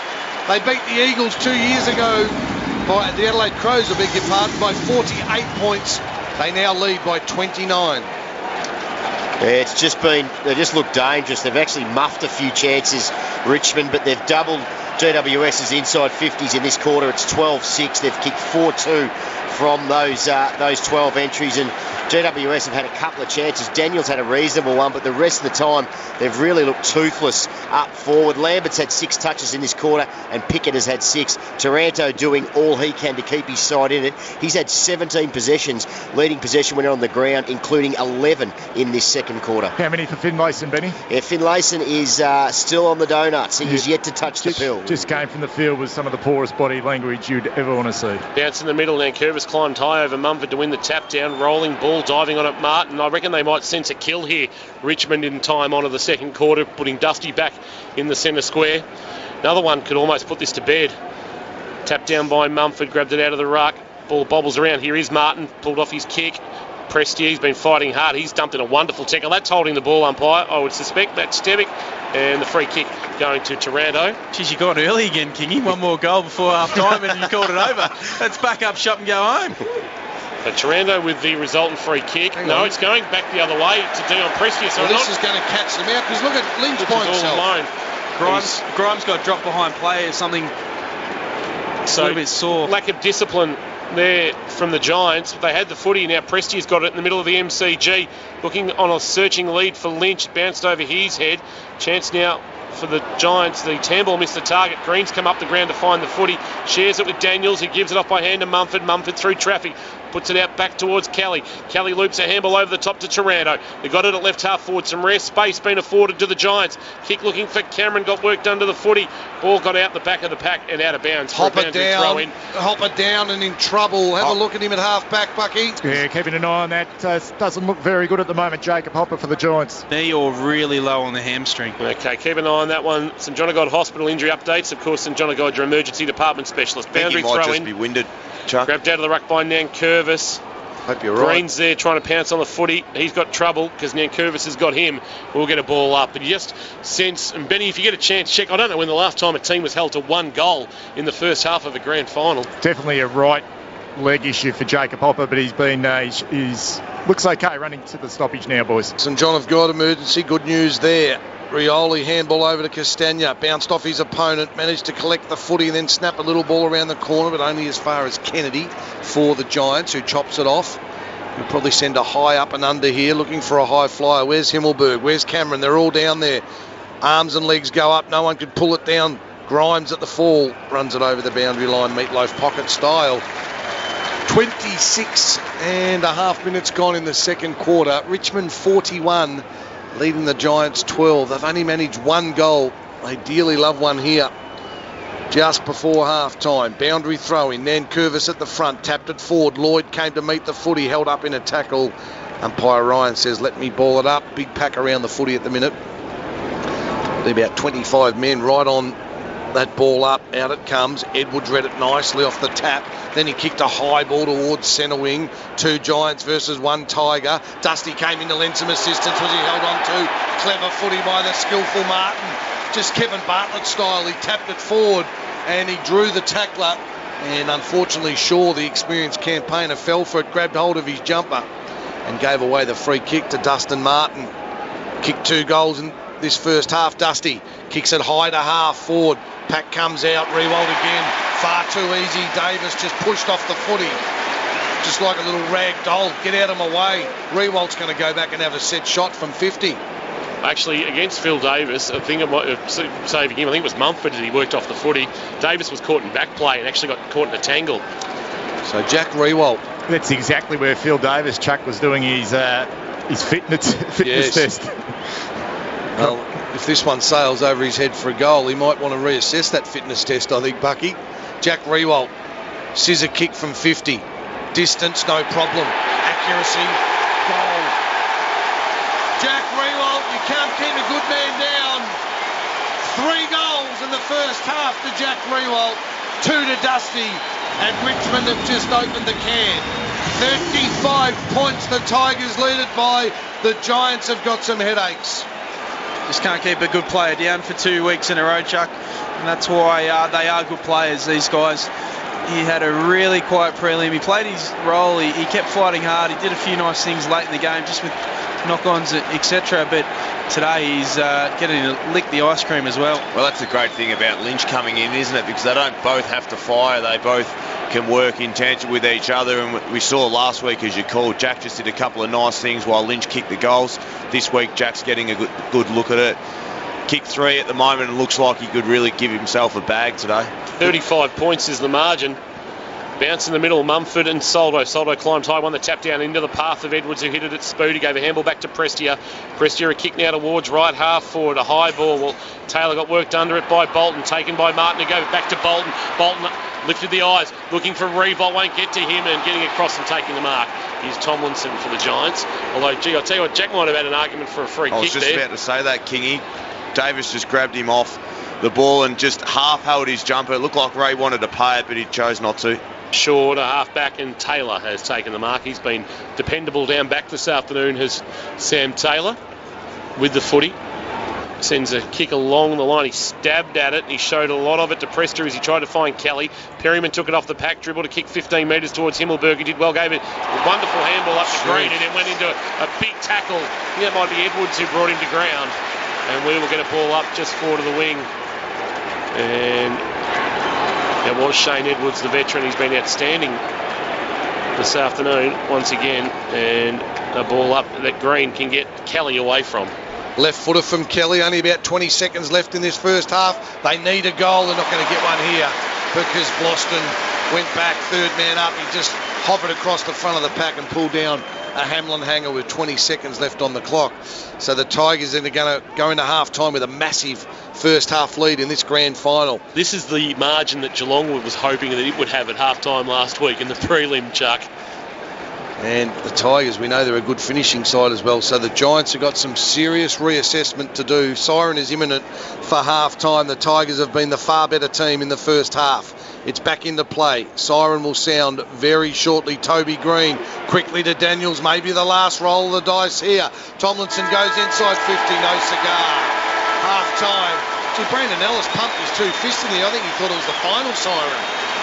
So at half-time at the MCG, grand final day, Richmond looked the far better outfit. Can the Giants reassess, maybe shuffle a few of the decks and have a look at the second half? Richmond are 7-5-47. Rewald has 3 and Dustin Martin has 2. They are the dominant forwards in it at the moment. The Giants, well, they only have 1. Jeremy Cameron kicked the first goal of the game at the 20-minute mark, and the Giants haven't registered a major since. Half-time at the MCG. It's the Tigers in control by 35 points. On Live Breathe, K-Rock Footy. Half of football stands between the Richmond Football Club and their 12th VFL AFL Premiership. Players in position. Sean Higgins in position for Goddings. Sean? Yeah, we had a good chat at half-time about GWS needed to get their good players up and around the footy. Toby Green starting inside, and also Dion Prester inside to fall alongside him as well. So what we spoke about looks like it's happening. Crucial 5 minutes for GWS. Third quarter thanks to Harvey Norman, Corio and Warren Ponds. Here's Darren Berry on K-Rock Football. Davis has stayed on Rewald. I thought that might have changed as well. Underway, third quarter for Harvey Norman. De Boer in the middle. They need the first goal, the Giants. The first extractions taken by Trent Cotchin. Lowers the eyes towards Castagna. Rewald's at the front of the pack. Can he pick it up? Goes towards it and then off the ground went Caddy somewhat dangerously. Got it to Castagna. Is it a free kick for... Yes, in danger.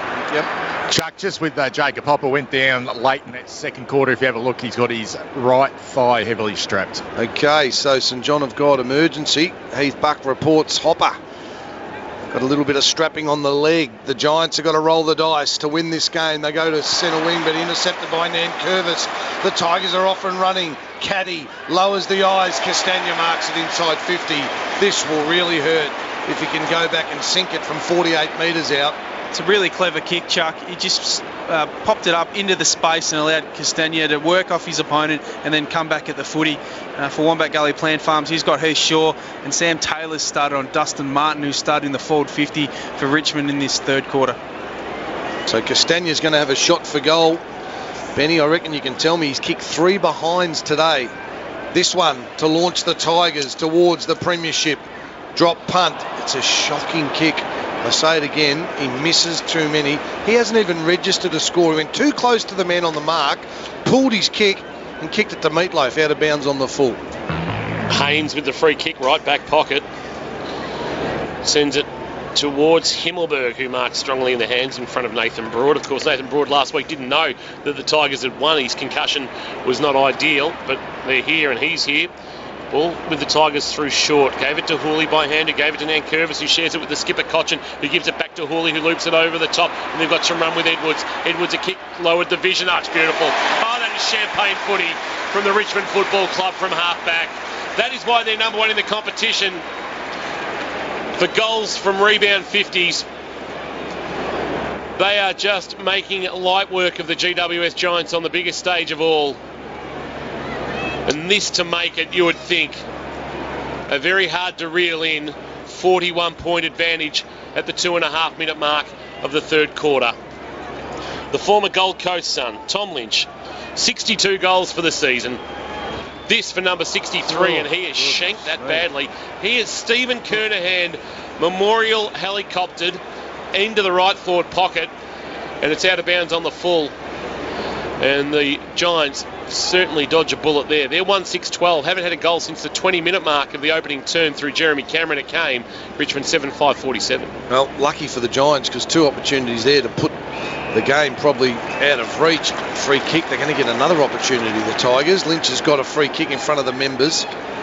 Too far out to score. He's about 65 from home, so expect a high ball. Rewald offers a lead. It goes low. Rewald comes towards it. A little bit long for him. Back of the pack. Dusty's in there. Gives the fend off. Dusty with the banana. No, he hit the fat side of the footy. Didn't turn back at all. So numbers in the back pocket with the Giants. Shaw fed a handball over the top to the apple core. Out of trouble went Whitfield, but only as far because he was under pressure as far as Grimes. Grimes squaring ball. Inboard to Cotchin. Zach Williams is an interesting one, boys. He played midfield last week, was really good. He's at full forward at the moment on Grimes. Rewald on the lead. Cotchin delivered beautifully. Rewald elevated for a Hamlin hanger and marks it 45 metres out. Tucked on the boundary line, Meatloaf's side. Well, that certainly tested Whitfield's operation. Got the knee into the kidneys and he went to ground. Richmond are all over them at the moment. Another opportunity, Chuck, there. Lockie Whitfield kicking on his left foot again. Could have gone onto his right. Now, obviously, concerned there with the bandage on his right side from his appendix. So he's kicked mostly on his left foot this afternoon. Jack Rewalt lining up for his 4th goal. Sean Higgins said he'll kick 5 and take home the medal.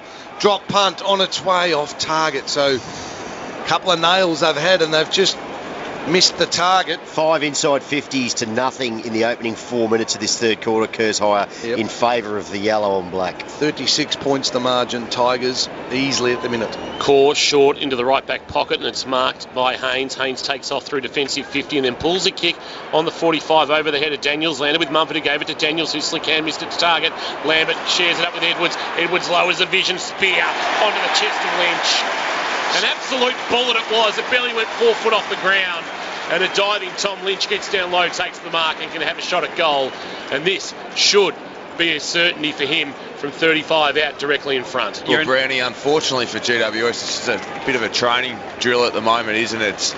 The work that they're getting through the middle is just leaving their defenders exposed. Absolutely. You're a nicer man than me, Kingy. That wasn't a quick handball. He actually pooed his pants. I haven't played the game, Brownie. Lynchy kicks the goal, does he? He does.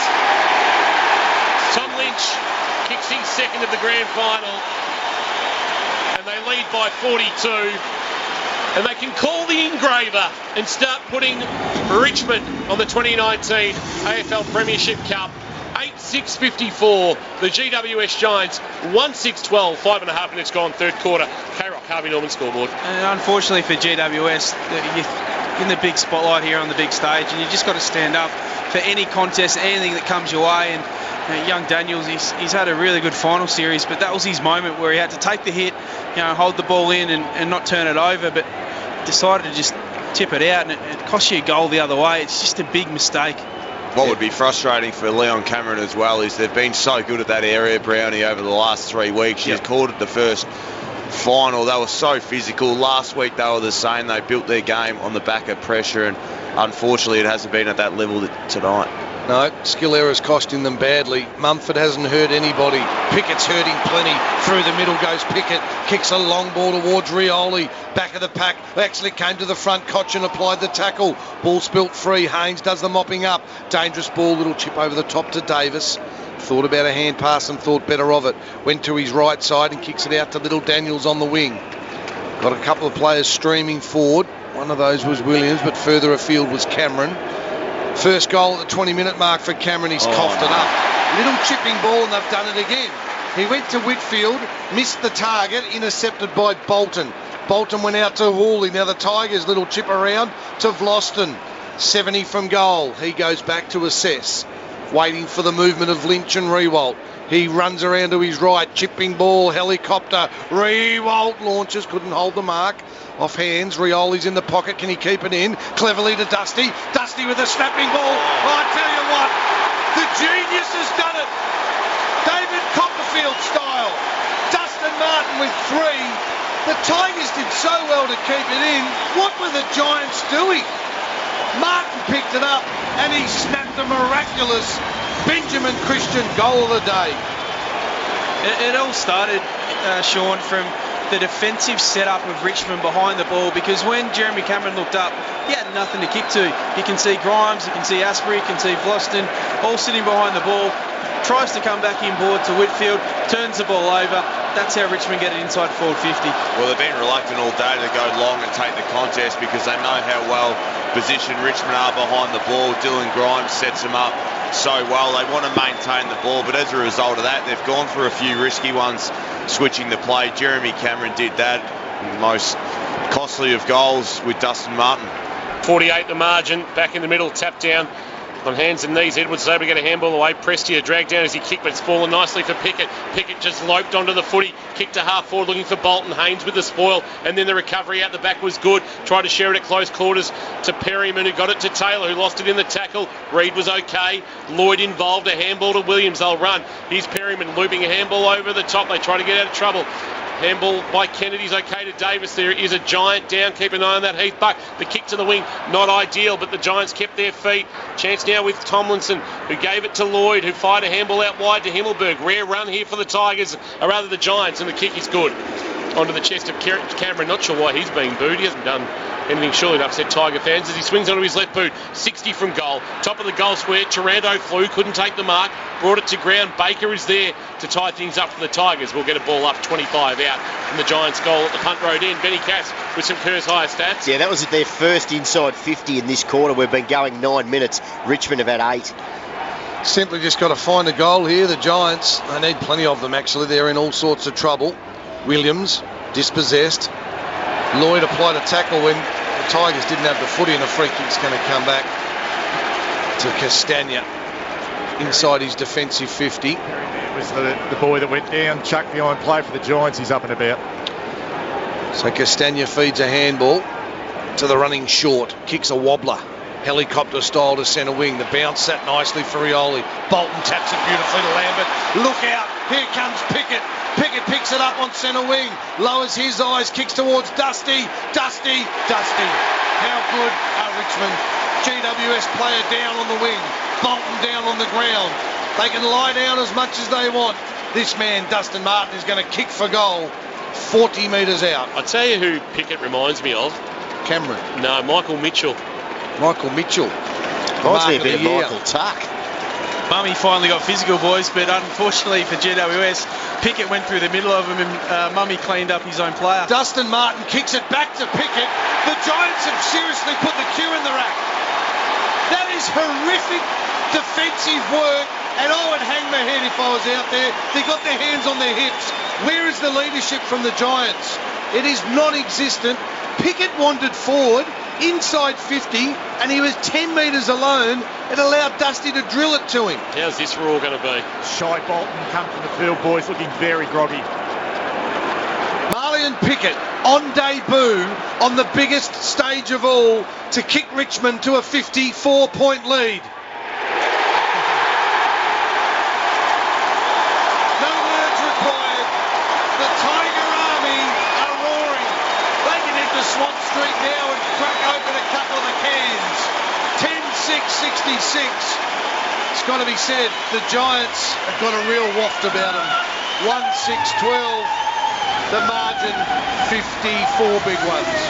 Well, Brownie, I don't know where to now for Pickett, because this is as good as it's going to get, and it's in his first half of football. There's no, he can just retire now. Could he announce his retirement post-game? He's done. Thanks. Over and out. See you later, fellas. That's all, folks. Well, imagine what he's thinking, Chuck, after the deal. Go, guys, what were you all worried about? Like, is this what you're seriously worried about? Is this it? Is this what you call AFL footy He's on going to be grand disappointed final day? round one next year when he's up at Gold Coast playing against them and there's only 8,000 supporters. He's like, what's going on here? He's had 15 touches, 5 inside 50s. He's kicked the goal now, 3 clearances.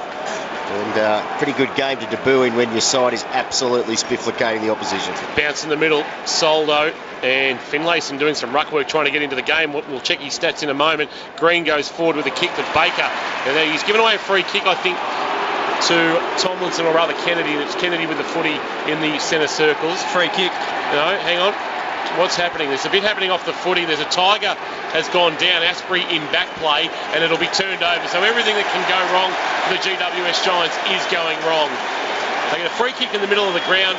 There's a bit happening off the footy involving, I think, Harry Himmelberg. And in the end, it's going to be a Tiger free kick, and it comes laterally to Caddy, who loops one over the top. And the mark taken.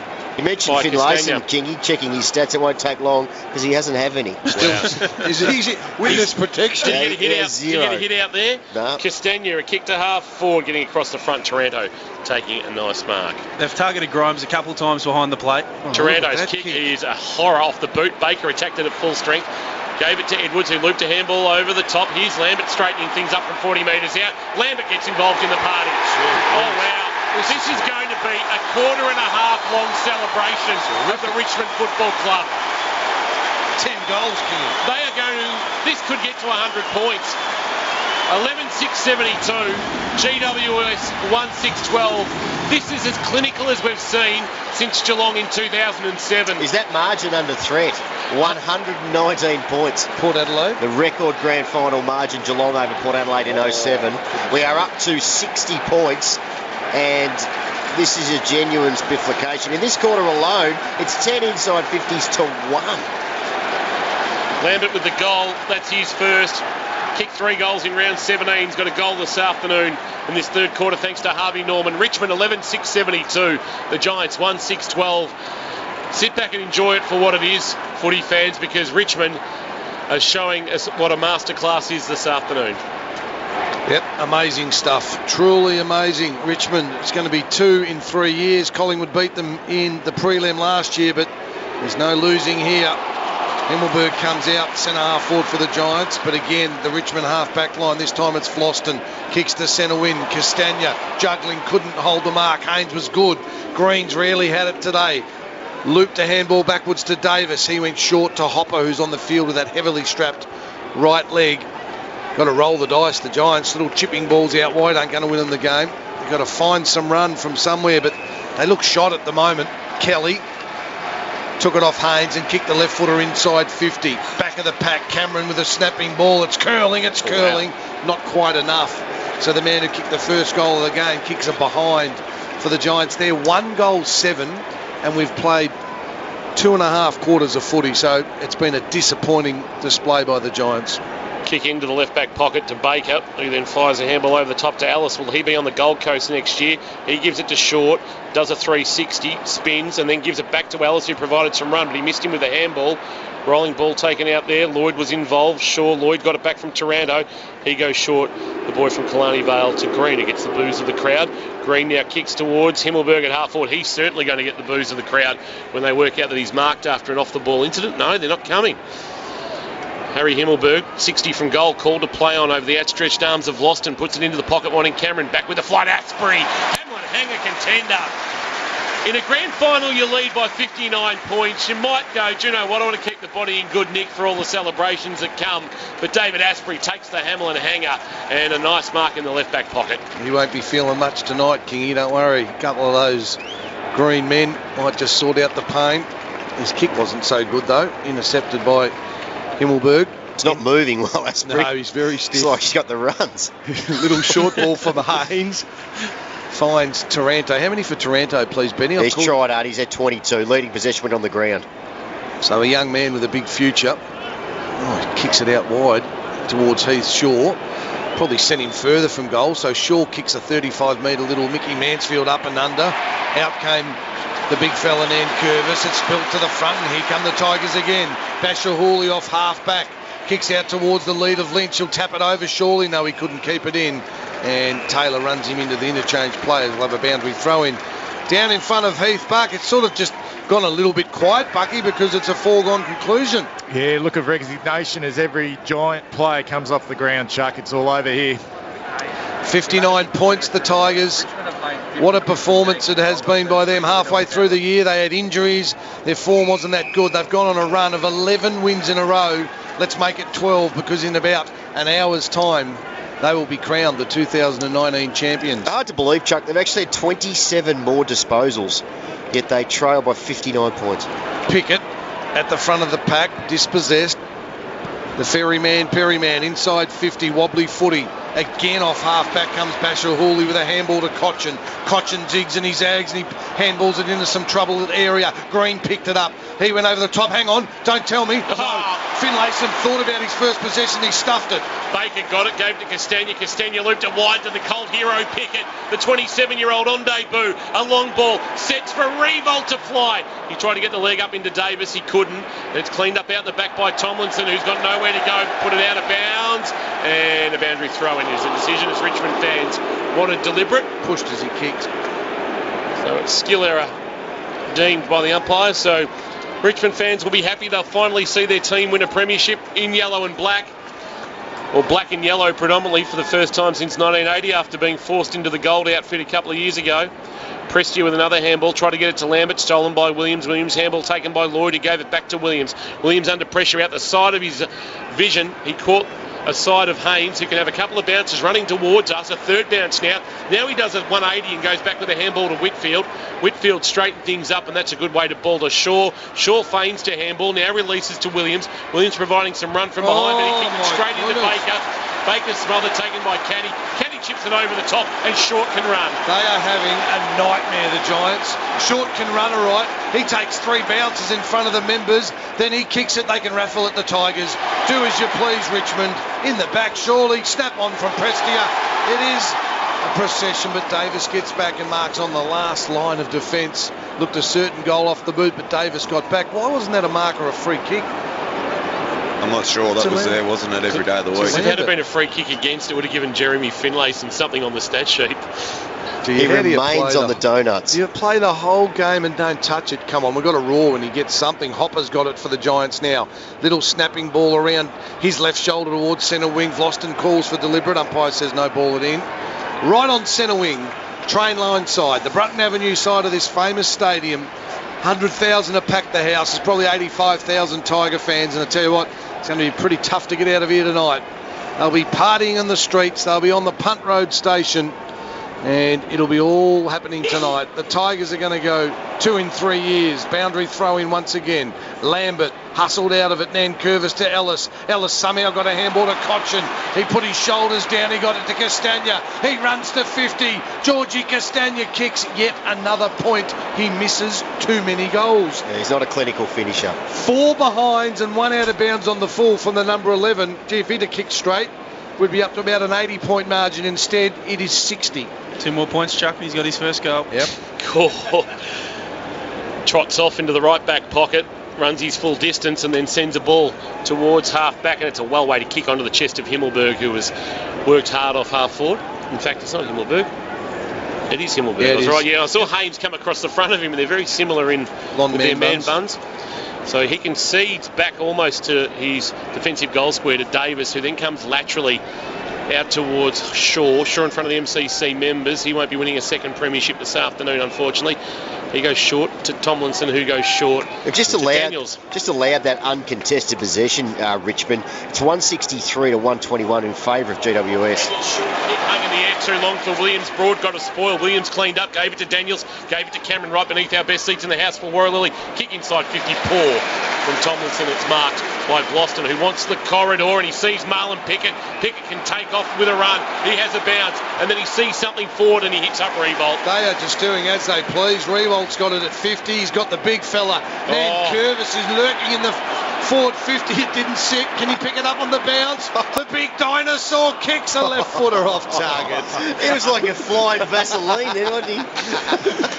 Oh, he's going nowhere. He kicks it behind. We can laugh because Richmond are leading by 61 points. It just, gee, Nathan Buckley, I wonder if he's sitting home thinking, well, I think we could have made a better showing than this one. Core got it back from Taylor after hitting him on the kick out, sends it wide looking for Himmelberg, but Hooley. No wonder they rewarded him with a contract extension for next year. They probably should have given him longer, Bucky. They only gave him an extra year. He's had some sort of season, the All-Australian, the former Bomber. He was enormous last week against the Cats. He's had 15 touches this afternoon. Finlayson remains on the donut. So is he playing the Jeremy Finlayson role? That could be the throw-in ever in the annals of AFL. Hopper gave it to Taranto, back with the flight. Ellis spoiled by Himmelberg, taken by Perryman, who fires out a handball under pressure, but it's taken by Ellis, who gave it to Hooley. Hooley snapped a kick over his right shoulder. Cochin couldn't mark, but cleaning up his Edwards, he's been good. Gave it up by hand. Castagna, it was a play on advantage. He shares it by hand with Rioli from basically the same spot. He kicked a goal in the opening turn. Rioli has pulled the kick to the left. He probably didn't need the bounce. Hey, right, King, he didn't need the bounce because it allowed a GWS defender to get in his grill, and he just had to pull the kick. 62 points is the margin, 11-9-75, 1-7-13, 22 and 3/4 minutes gone on the Total Tools time clock. It was a bit like, I know you're a basketball man, King. The basketball, it's got the set shot and he bounces into the key and the defender just gets all over him. That's what Rioli did there. Yeah, here it is. Hang on, Finlayson's got a mark. There it is. What's he going to do with it? So he's on the stat sheet with his first kick. He kicked it to De Boer, dropped the mark. Hopper picked it up. His handball was errant. Grimes swoops on it, looks up, and as the Tigers always do, he had men waiting. Broad was one of those. He went to Hooley. Hooley with a little chipping ball to the big Nankervis. Half-back line for the Tigers. So disappointing. We come with great expectations of a great contest. And it had a whiff about it though, Chuck. Well, you did say it was going to be a can. And quarter time, we had hope, 7 points. The Giants have just been horrible with their skill execution. The Tigers, though, take nothing away from them. They've been superb. I think they've sort of just time wasting now for about the next 55 minutes of the game. Well, GWS have just resigned. This game is absolutely over and they're playing accordingly. Bolton short to Edwards at centre half forward. The Tigers are streaming forward to Dusty. Dusty smashed. Slung in the tackle, caught to the footy. Razor Ray pings him. Dusty doesn't like it. And he's going to give 50 against Dusty. Razor needed to get into the game. He's a bit like sort of Finlayson, Razor. He hasn't had a lot of the attention. So he thought there, Dusty said, oh, come on, Ray. So Ray said, I'll give 50. He's actually had more touches than Finlayson. He started with 3 bounces. Yeah, been in the action a little more. So the free kick and the 50 metres going to Heath Shaw, who pulls a kick out wide to Tomlinson. Just a sort of a strange sort of feeling at the moment. The Tiger fans, they'll be ecstatic, but I think even they expected more of a contest than this. Richmond by 62 points. Tomlinson sends the Giants inside 50. Arms and legs everywhere. Here's a chance. Lloyd gives it to Hopper. It might be their second. It is their second. Gee whiz. Their second goal comes at the 25-minute mark of the third quarter. Extraordinary. The margin back to 56 points. Yeah, there's not a lot to hang their hat on. Look, Haynes has had a wonderful year. He's an absolute gun. He's tried hard, Haynes. He's taken 11 marks. Heath Shaw's tried hard. Those two have taken 22 marks between them. Some of those uncontested, obviously, but they've had 39 touches as well. Williams, Brownie mentioned, for some strange reason, playing forward at times. He's had 15, but they just had too many players who really have an influence. Lockie Whitfield, obviously, with that appendicitis, he's only had 8 effective disposals. Cameron kicked the first goal, but has only had 6 kicks. Reed's only had 3 kicks. Kennedy's only had 3 kicks, and we've had a bit of a joke about Finlayson. He's on the board at least. He's just had the 1 disposal. So just not enough players who have contributed on the Kerr's high stat sheet. Back in the middle as we approach 3-quarter time and count down to a second Richmond premiership in 3 years. Soldo won the tap down. Taranto couldn't get a clear kick away. Ball fell for Mumford, who gave it to the goal kicker Hopper. Hopper a high kick inside forward 50. Broad came out and met the footy for the Tigers. It fell into the arms of Caddy. Caddy controlled the kick looking for Prestia, but Green got across in front. Couldn't hang on to the mark. Ball hit the deck. Rolling ball. Head over it was Lloyd. He couldn't go through the traffic. Cochin went one way. Well done Taranto. Just fired a handball out, but his handball only hit Baker, who was able to release back. He was cleaned up. Wow. Yeah, coming through was a giant. Jeremy Cameron. And he didn't actually get him in the head, Kingy. It was more in the shoulder. Baker gets to his feet. Trainers talk to him. He goes, oh no, he's a little bit wobbly. Yeah, not much in it. He actually went to spoil the handball and got him high. Yeah, there's nothing more. There'll be no one will be looking at that. So that'll be Baker going back and taking his free kick. Instead, he gives off a handball, cruising by his short, tucks it under the arm, and then kicks towards half back and kicks poorly. Puts it onto the chest of Kennedy. He's got it just forward of the near side logo. Inside 450 goes looking for Himmelberg. Here's Hooley again. Himmelberg the spoil. Was it an arm chop? No. Hooley found it on ground level and was mowed by Toby Green high in the head. Hooley's been fantastic again. He's going to be in contention for the medal, you would suspect. He, Prestia, Marlon Pickett. Dusty, Revolt. So fun for the Norm Smith medal panel this afternoon that will cast their 3, 2 and 1. The kick of Hooley, the half-back fly by Castagna and Vlosten. Neither could mark. Edwards at ground level. He's wrapped up in a 2-man giant tackle near the interchange gates, and we'll get a ball up. 27.5 minutes gone on the Total Tools time clock in this third term. Hope you're enjoying the call on KROC 955, FM 88 at the G, and via afl.com.au and the AFL app. Here's Darren Berry. Tigers lead it by 56. The soldering iron just took it out of the ruck, gave it to Lambert. He kicked it to Bolton, bounced off his chest. Castagna was there. They're lining up the Tigers. What's he going to do? Kicks a drop punt towards Dusty. Dusty one out versus Shaw. Shaw did the better on this occasion. Took the mark at the back and then dribbled a ball out of trouble. That was well done, in fact, by Heath Shaw. Into the middle. The Giants miss the target again. It's a shocking kick by Lloyd. Intercepted by Short.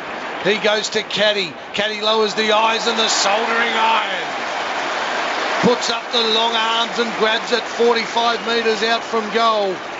And he can really burn a hole here, Bucky, into the GWS. It's been really noticeable today, boys, is Richmond's clean hands with half volleys. Number of times they've just been superb, and that's what makes good players, is those clean hands. It just gives you that little bit extra time to dispose of the footy, and must have happened about 10 times, that difficult half volley that just clunked it. Ivan Soldo will line up from 45 metres out and have a set shot to send the Tigers to 64 points. 62 points. The Mats come back on 3-quarter time. Every Tiger player gets to the soldering iron. I reckon Richmond know what is on the end of the next 30 minutes. The Giants have been ordinary.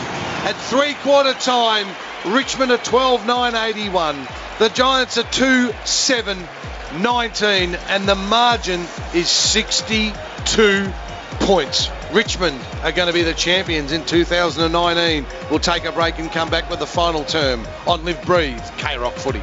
Almost crickets when you heard that. Don't forget our nearest the pin competition. We'll find a winner of that. The margin might have something to do with it. A lot of Tiger fans involved in that, but also the Norm Smith medalists back here to start the last quarter of season 2019. Been a cracking season, and Richmond are going to be a worthy premier. Ben Castanelia is with us with all the Curse High stats. Just some key numbers for three-quarter time, please, Ben. Yeah, that quarter it was 17 inside 50s to 11, 5-4 to 1 goal. Hooley had it 10 times in that quarter, and it's just been an absolute one-way procession basically after quarter time. Brownie, your grand final in 2010, the replay was as good as over at three-quarter time. I'm guessing you know what the Richmond players are feeling right now. Yeah, you just get to enjoy it, Kingy. You get to soak it up. All those nerves about a close game are gone, and you can just enjoy the experience now. So final quarter, thanks to Subway of 2019, and to get us underway, here's Darren Berry. Nankervis and Mumford in the first contest of this final term. Take something monumental for the Giants from here. The first clearance goes to Richmond. Edwards, who's been good again today. High drop punt inside 50. Back with the fly to the footy went Cochin. Fall of the ball. Rioli hustles underneath it. No whistle. Umpire lets it go. They hold up, and then he gives a free kick against Rioli on the bottom of the pack for not trying to get it out, and it'll be Heath Shaw. Been their best today, Heath Shaw. He kicks out wide. He's had 22 touches, 20 have hit the target. Core it was he went to. He even had the audacity to beat Dusty in a one-on-one late in that third quarter. He did. Now Williams has got it to Core. They're going out wide, the Giants. They've got to somehow, well, let's be honest, a miracle probably still wouldn't happen. Edwards has now got it for Richmond. Chipping ball. Rewalt's going to come hard at it. A long way back, couldn't get there. But this man Taylor, we've been very impressed with him. And he is a future star, no doubt about that. At centre half back, he squares the ball to Haynes, comes to the members' side. Haynes takes a bounce, sort of just in that second gear at the moment, the game. After the Tigers in the second and third quarter kicked 10 goals to the Giants 1. And I nearly thrown my pet out the front window then, Benny. Sure, Toby Green gets the boos of the crowd in front of the members' stand. Chips in, nice pass actually by him to Cameron. Cameron rolls around on the left, has a look, chips it high. They need a high flyer. There's no one high flying, but HMAS Himmelberg takes a mark at the front of the pack and should go back and kick the Giants' third goal. He plays on, nonchalantly snaps it. There's no noise, which tells you that is the third goal to the GWS Giants in the grand final. They're 3-7-25. The Tigers are 12-9-81. Have a look at Shane Edwards come from the field, boys. He looks in a fair bit of pain, some type of leg injury to the champ. Thank you for that, Bucky. St John of God Hospital Emergency Department with our injury updates this afternoon. And Bucky down boundary side for Peters, brakes and suspension. Graham and Mandy Crofts and the team. Margin 56. You would suspect that there might be some junk time goals kicked here by the Giants that might flatter them margin-wise in this last quarter, as Richmond will well and truly be thinking about how they celebrate their second premiership in 3 years. If you're a GWS supporter this year, I mean, obviously today's disappointing, but Hopper and Taranto have had really good years and development years for them, and Taylor's come in as well. Here talking about Taranto and Hopper, they combine in the middle, kick inside forward 50, bounces in front of Finlayson, who's had a dirty old afternoon. It's taken there by Asprey trying to get a handball away, palmed it away from a couple of Giants opponents, but Hopper ran onto it, gave it off by hand to Williams. Williams through traffic, a handball out wide. Tomlinson over the top trying to find Green. A handball on the bounce in the right forward pocket. Dragged down as he kicked, and it's taken by Short. That kick was partially smothered by Himmelberg diving across the boot, and it's out of bounds for a boundary throw-in. So some renewed vigour from GWS, but it's all too little too late, and that was a little bit high. A bit unlucky there, Toby Green, not to get a free kick as Voston came across him. So about 25 metres around from the Giants' goal, members' side of the G. Boundary throw in then, Curvis, nice palm down, Prestia, nice evasive skills. Just sold the candy and then he went short to Rewalt. Tell you what, Rewalt might be in contention here for the Norm Smith. Sean Higgins went with that. Rewalt to kick 5, so he needs to do a little bit in this last quarter if He's to live up to Sean's lofty expectations of 5. Taranto, handball wasn't good. Lynch got it to Bolton. Ellis was streaming forward. The handball went to Nankervis. Over his shoulder, the big man's doing some party tricks to Dusty. Dusty goes backwards to Vlosten. Vlosten handballs back to Dusty in the middle. Dusty runs through the middle of the G, kicks a low worm-burning drop punt, but getting back, reading it nicely, was Haynes. He's a gun, this guy. You do like him, don't you? I reckon he's nearly the best defender in the comp. In the comp. Okay, well, he goes short to Tomlinson. He's had 21 possessions, 13 marks. In the back pocket. He in turn to Whitfield. So the game's at a standstill at the minute, Kingy. Whitfield short, barely went 15. It's taken by Core now. Call to play on. Under pressure, he gets his kick away towards half-back. Mark dropped, but a chance to clear there from Reid, but Reid's kick is poor. And he's put it straight on the chest of Nathan Broad. Broad, short, and Caddy. Josh Caddy 3 years ago was still a cat. They wheeled him out in the short sleeve tops they were going to wear in the following year's pre-season. And then he was gone a week later, and he's a 2-time premiership player now, the former son. Grimes hasn't had to do a lot today. He goes short to Vlosten, who's got it back of the wing outer side. Last vestiges of sunshine are in the right forward pocket as coming to the bench. Batcher-Hawley gets the plaudits of the Richmond fans, juggling the mark on the outer side. Going backwards, it's Short. Jaden Short wasn't part of the premiership side in 2017, but has found a home down back as a rebounding defender, and he's a nice user of the footy too. And guess what he's just gone and done?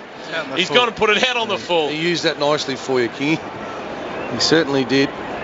So you can just tell that all the energy's gone out of the game as the Tigers know they've got it won, but they've still got to play 20 minutes of football before the final siren sounds and they can salute. There'll be 85,000 strong Tigers. They'll stay till the end and they'll cheer every one of their players as Shaw comes off half-back for the Giants, but once again an intercept mark by Richmond. This time it's Vlosten. Vlosten goes along the line towards Castagna, who elevates. Fist came from behind from Reid and over the boundary line in front of the interchange players. Hooley was only a short rest. He's back onto the ground because Broad come off. I know you mentioned a couple of junk time goals, but it is important GWS finish okay here, just for a bit of pride, respect, and going into next season. They don't want to just give it all away. Boyce Lee Brown says the Giants must fight. You've got to meet this team again, and you'll remember the little things stay in your mind, that they didn't give up, that they fought hard till the end. They kicked 4 goals in the last quarter rather than Richmond just doing as they please and absolutely belting them. Lambert goes backwards to Caddy. Caddy runs, then with a little right footer, went a squirting ball to Pickett. Overrun that one. Kennedy was in hot pursuit. He picked it up and he was dumped. Underneath the pack went Reid, held up in a tackle. Chuck, right now, this is the lowest score by a losing team in a grand final since Collingwood was held at 2-2-14 in 1960. Okay, so they haven't troubled the scorers too much. Mumford wins a rare hit out there. Short ball kick came to Perryman. He went to Hopper. Heavily strapped right calf to Green. He gets the booze of the Tiger faithful. Stops, props, gets around Vlosten. On his right foot, lowers his eyes, kicks nicely to Cameron. 70 from goal, Jeremy Cameron. The Coleman medalist kicked the first this afternoon. They've only kicked 2 more since then. He's too far out to score and there's no one moving at all. So he decides to go short to Toby Green. You mentioned Hopper, Chuck. We had Hopper on the coverage last week after the game. Very, very well-spoken young man. Breen gave it back to Cameron. High ball. Where's the Himmelberg or Tomlinson? One of them needs to fly. None of them came. And Ellis just took an easy mark for the Tigers. They're out. Oh, Revolt's working down in the back pocket. He's got running his legs, the veteran forward. He's sniffing Norm, I reckon. Loops a handball over to Hooley, who's every chance of taking Norm home. He loops it to Rioli. He can go outside to Short. He held it back, then gave it to Short, who was confronted by Reid. Looped it along the line. As they try to get it on to Dusty, they do. Who go back to Rioli. Oh, they're playing party tricks here. This is Harlem Globetrotter stuff. Kick towards the forward 50 over the head of Castagna. Wonderful pick up Mumford. Handball partially smothered though. Here's Pickett giving it to Castagna. Castagna can run in. He'll do a little bit of shimmy. Then he'll snap on his right and he'll finally kick a goal. No. He just tries to do too much. He's got a fifth. Just run straight and kick a goal. He's got a fifth behind for the afternoon. He had Lynch out to 12-10-82. GWS 3-7-25. 8.5 minutes gone on the final term total till time clock, and the Tigers are going to come up with it here. The kick in. Don't give it to Castagna. Well, it's ended up with Shy Bolton. I'll call this if you like, Chuck. 25, make it 30 out. directly in front, kicking to the Richmond cheer squad and grog squad at the punt road end of the ground. See, there'll be a bit down there tonight, Kingy. Swan Street, Bridge Road and all good luck. parts of Where did you park, Chuck? Yeah, the 3121 postcode are going to go absolutely bananas, and Bolton's kick the goal. His first of the afternoon, game number 28 for him. He actually picked up the 3 Brownlow votes when they met back in round 17. He's been solid this afternoon. Not many Tigers that haven't been. 63 is the margin. 13-10-88, 3-7-25, and that 63-point lead, the biggest of the afternoon on the K-Rock Subway scoreboard. There's every chance that the hospitals are overloaded with births in about 9 months' time. You reckon there might be a bit of action the tonight? Well, maybe not tonight, because it may not be sort of running on every cylinder, but maybe tomorrow when you get up and watching the replay at half-time. I would have thought. 63 points as Benny Cass digresses, as he often does. I think he might have a bit of vodka in that Red Bull, Chuck. He's got a bit of some Gatorade stuff happening over there at the minute. You're right, though. I mean, we just don't want this to be it's a spifflication, but you don't want it to be 100 points. Soldering Iron's been good in the ruck. Cochin held on to, hustled it forward. Hang on, Castagna maybe for his 7th point. Got a handball to Pickett. Pickett's lining up from 65. High flyer at the back. Dusty 6. Dusty, it hit Dusty right in the chin and bounced off through for a minor score. Might have been a Falcon as we get a look at the replay. Came to the back of the pack, straight in the mush. Yeah, got him. If he kicks one more, Chuck, he might just have another Norm Smith. Yeah, tipped him to get 2 in a row. 64 points, Kingy. Whitfield runs into the right back pocket and then sends it towards our best seats in the house thanks to Warralilly at half back, looking for Cameron. That's a Hamlin hanger contender. Good strong grab from the All-Australian and Coleman medalist, but his kick inboard is horrible. It had too much on it for Lloyd, and it's marked by Edwards, who goes laterally to Hawley. How many for Hawley, please, Benny? It's his 22nd touch, leading possession winner for the Tigers. Laterally, he goes to Baker. Gee, they've turned the ball over today, the GWS. Liam Baker, game number 22, is going to play in a premiership. Boy from Isn't he from the same place as Nat 5? Kick inside forward 50 down Lake Grace sort of area. Yes, he is. Mark Bairstow country there. Running through the pack, Castagna. Now got a handball away. Just got it to Pickett. Pickett snaps on goal. Won't have the carry. Rioli stolen out of mid-air. Chance in the goal square. Revolt kicks his forward. Sean's up and about. He needs one more for Jack. Revolt has got 4. 3 of them in the second quarter. And the margin now is 72. Or make that 70. 14-11-95. GWS 3-7-25. 11.5 minutes gone in this final term. Thanks to Subway. Subway, that's my kind of fresh with 17 locations across Geelong, Bellarine and the Surf Coast. We've spoken about Marlon Pickett a few times today, but what about the decision and the trust from the coaching group just to throw him in on the biggest stage? Yeah, he's a little bit older. You mentioned off air, Benny, 27, but his ability to come in and step up. If you said you were going to get 20 possessions out of him a goal, you would have been rubbing your hands together, Chuck. Give him the medal. Give him the romance of it. Say, Marlon, have the Norm Goss and the Norm Smith. What would you call him? Norm Squared from there, no? Yeah. Norm Squared he'll be, known to us on K-Rock. He'll be Norman Gunston tonight. Out of the norm, that's what he'll be. Licorice, all sorts. Cochin, out of the middle, he got his foot onto it again. Goes forward, out in front. Everything is just going right for the Tigers.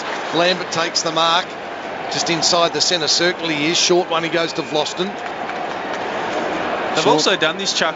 Cochin hasn't had a massive influence. He's just played his role around the ball and also forward. Rewalt's got the footy again. Handballs over the top. Martin's held on to by De Boer. Hold on all you like. It's not going to matter. Martin on his hands and knees. Handballed out. Chopped off by Reid, who rushed to kick out of trouble. Maybe only momentarily. Taylor with a good decision. Got it to Tomlinson. Short ball to Green on centre wing. Gee, they love him, don't they? Green at right half back, getting it from the Richmond fans just below our best seats in the house, thanks to Warralilly. Warralilly.com.au as Prestia comes back on the ground for Pickett. Kick towards half forward and The iron is hot, Bucky. He's been excellent, the iron. Soldo concedes some ground. He was nowhere a few years ago when he first started. I saw his first game playing for Northern Knights, Chuck. He couldn't run in a straight line, let alone kick a footy. So they're at right half back. Cochin got it to Grimes, who gave it to Vlosten, who kicks a high ball, sits up in the air. Revolt can't get a run at it, being held onto by Taylor, and Haynes across the front of the pack takes the mark. That's his 15th mark, Haynes. That's some sort of afternoon from the All-Australian half-back. Soldo's development, and credit must go to his cousin or second cousin. Here he goes Ivan again. Marriage. Look at the iron And here he is again. Taking a nice mark. How many marks for Ivan Soldo this afternoon, please, Benny? That's his 4th mark. He concedes some ground Is he a basketball or a wrestler, Kingy? to Hooley. I'm not exactly sure on that one. I think he was the wrestler. He was known as the soldering iron. Yeah, he was. Top rope sort of action. He used to come in with these things and just glue stuff together. Off the turnbuckle. Partnered Iron Sheik. He was managed by Jimmy Hart. Yep. Kick of Asprey is a well way to under Josh Caddy, who's got it at right half back. We're 14 minutes into the final term, with Richmond leading by 70 points, Chuck. It's a bit of a circus at the minute. Prestia off hands and off his feet, out of bounds. Centre wing, Brunton Avenue side. Score check. If you've been under a rock today, Richmond are 14-11-95. The Giants actually have been under a rock. They're 3-7-25. 70 points is the margin. Boundary throw in. Soldering Iron is out there again. No one really decisive there. In fact, it cleared the lot. Shaw picked it up for the Giants, kicked it to half forward. They need they need more than a goal. They need about 8 real quick ones, and it ain't going to happen because it's over the boundary line. So it's all just preliminary stuff going on at the moment, and the inevitable will take place in about 12 minutes' time. In fact, 9 minutes' time, and Richmond will go bonkers. Is it poor form to leave a grand final early, or is that okay? No, it's probably poor form, but gee whiz, if you're a Giants fan, they haven't given you much to cheer about today. Whitfield inside 50, he goes. Ball comes to the back of the pack. Grimes and Asprey, as they've done all year. Rance went out in round 1 and everyone thought the Tigers couldn't do it. Couldn't do it. Have a look at this outfit. They're magnificent. Perryman gets it over the top. Haynes, in fact, Himmelberg, it was knocked over the boundary line with the ball. And a couple of frustrated Giants as there is a boundary throw in. I left 95 early. I'd seen enough. Disgusted? 3/4 time, I just 4 grannies. I'd had enough. 8.5 minutes remaining to put the Giants out of their pain. Soldo again threw the ball over his head. Shaw has not stopped trying for the Giants. Tapped it forward to Taranto. He's also been good. Probably their two best right there, Shaw and Taranto. Dusty weaves in, weaves out, run into the phone box, open the door, shut it, got the handball over the top. It wasn't a great one to Bolton though. Intercepted now by Reid. Dusty's still out there. Taylor gets a handball over the top to Perryman to Shaw. Daniels on the boundary line, ridden like a beaten favourite, gets a free kick for in the back, the little man. Giants player down, or a fight going on is there. Bashahuli and Perryman. Daniels got the free kick after he was ridden into the ground. Daniels with a high ball, just gets inside the 50 paint. Finlayson's had a dog of an afternoon.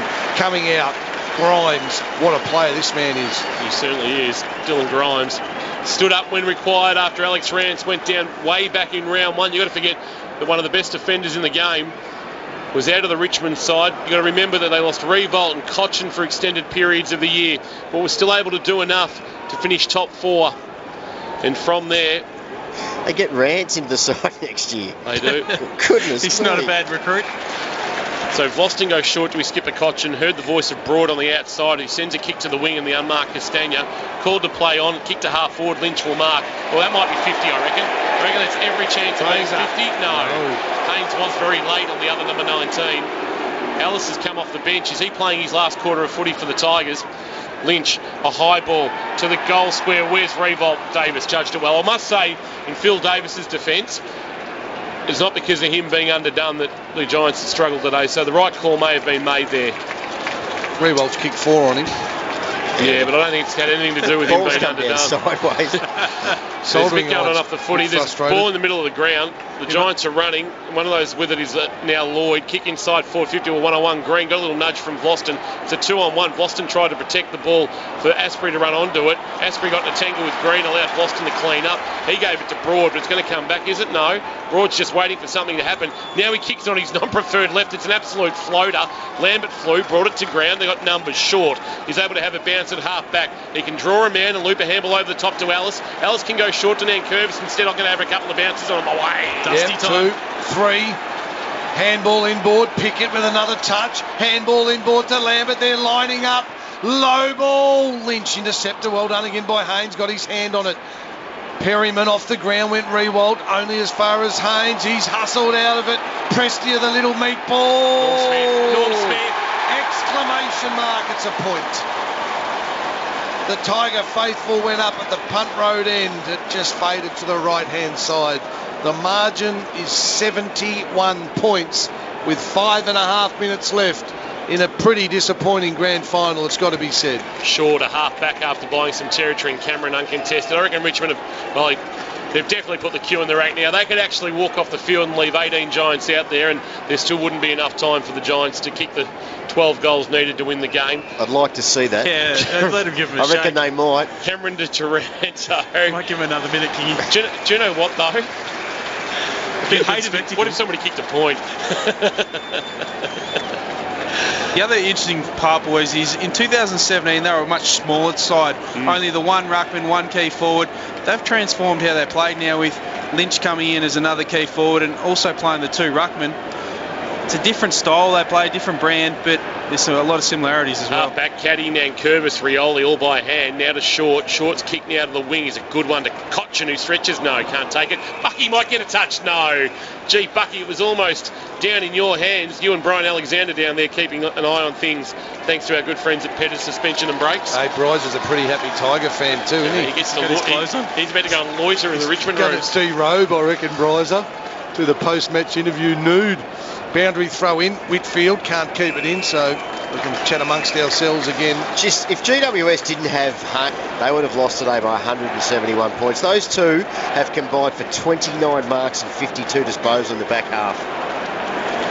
Another boundary throw in. Front of the pack. Williams tries to evade some tacklers, does so nicely. Got it to Reed, back to Williams. Runs through half forward, kicks it inside 50. Cameron with a late mark. Free kick against Cameron.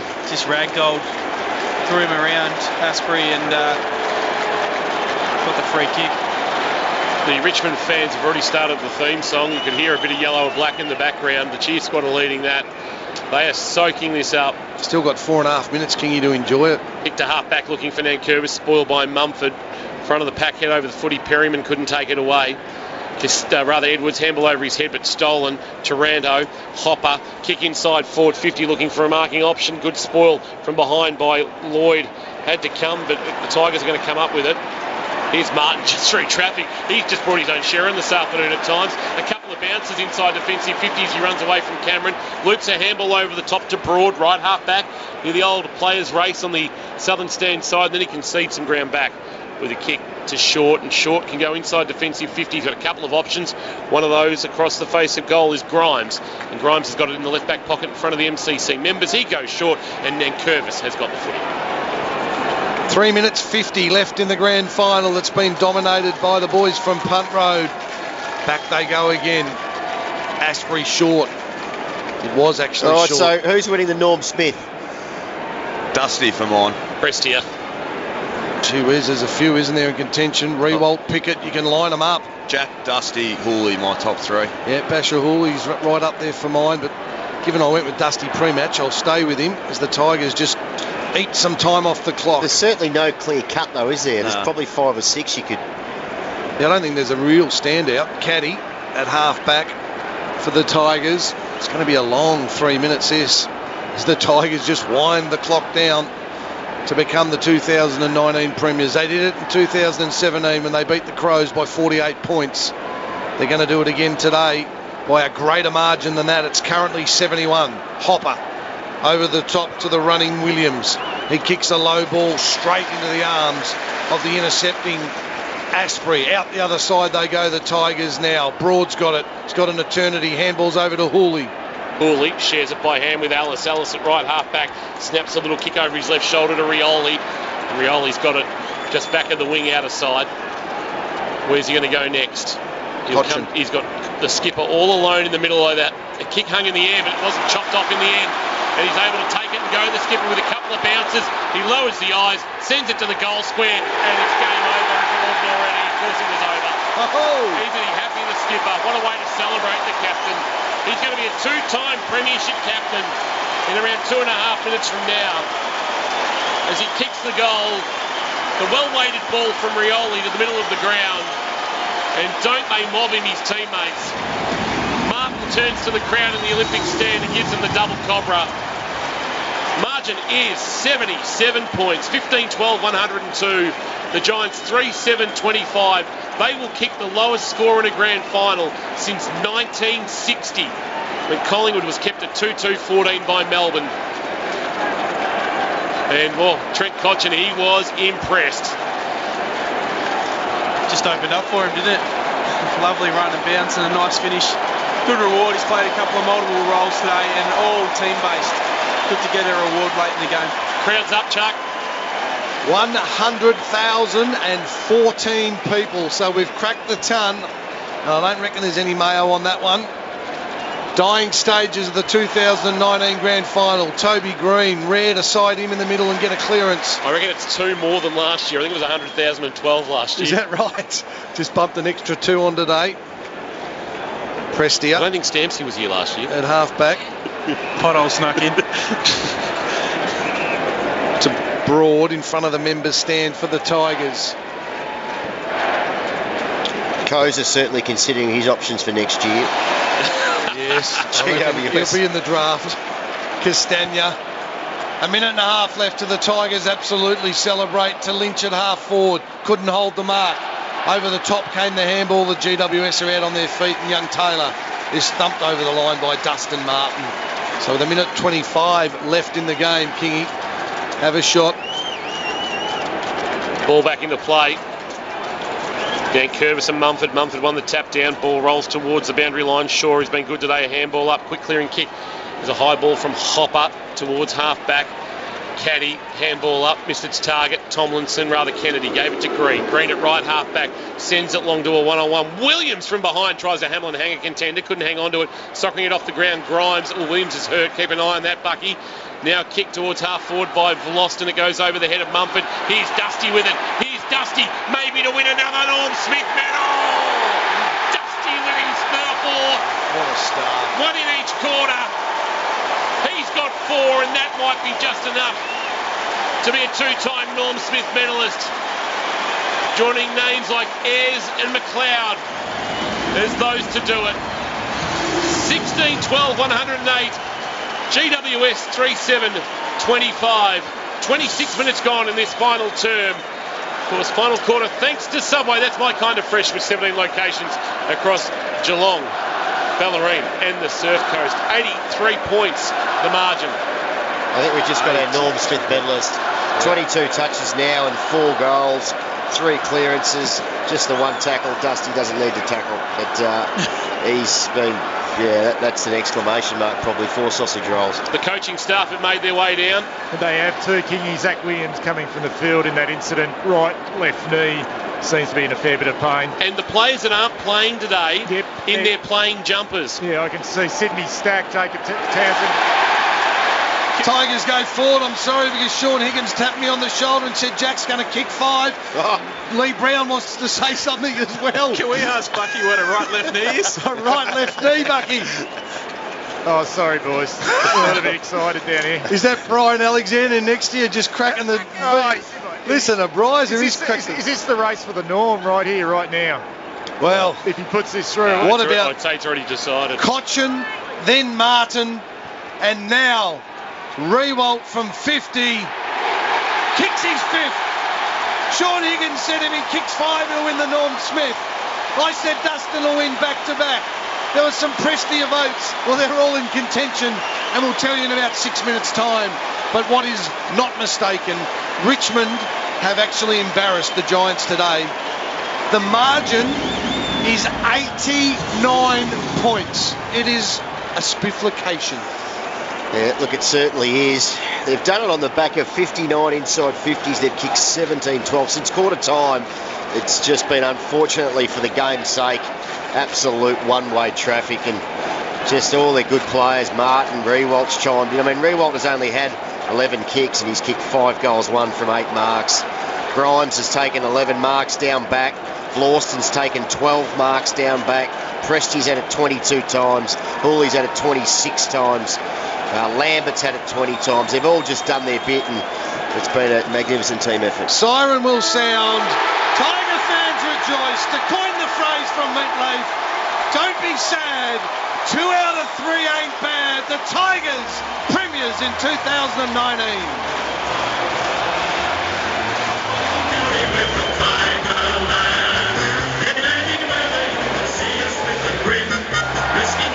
Get where behind and never mind, we'll fight and win, for we're from Tigerland. We never weaken till the final siren's gone. Like the tiger of old, we're strong and we're bold, for we're from Tiger. Yellow and black, we're from Tigerland. What a wonderful touch from the Richmond Football Club that their listed players that haven't played today, and many of them part of last week's VFL Premiership winning team, are in their yellow and black jumpers with their numbers and have made their way out onto the MCG to rejoice with their 22 mates who have lifted Richmond's 12th VFL AFL Premiership Cup. Many Giants sprawled on the MCG turf. They were beaten by a much better team this afternoon, and the Richmond Football Club will enjoy this one for many a long day. Tigerland, a fighting fury, we're from Tigerland. In any weather you will see us with a grin, risking head and shin. If we're behind and never mind, we'll fight and win, for we're from Tigerland. We never weaken till the final siren's gone. Like the tiger of old, we're strong and we're bold, for we're from Tiger. Yellow and black, we're from Tigerland.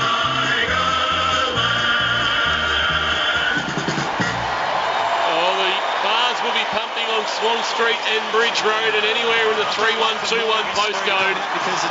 We might be able to tap into Trent Cotchin speaking with Matthew Richardson. Mate, Dusty might have his second Norm Smith as well.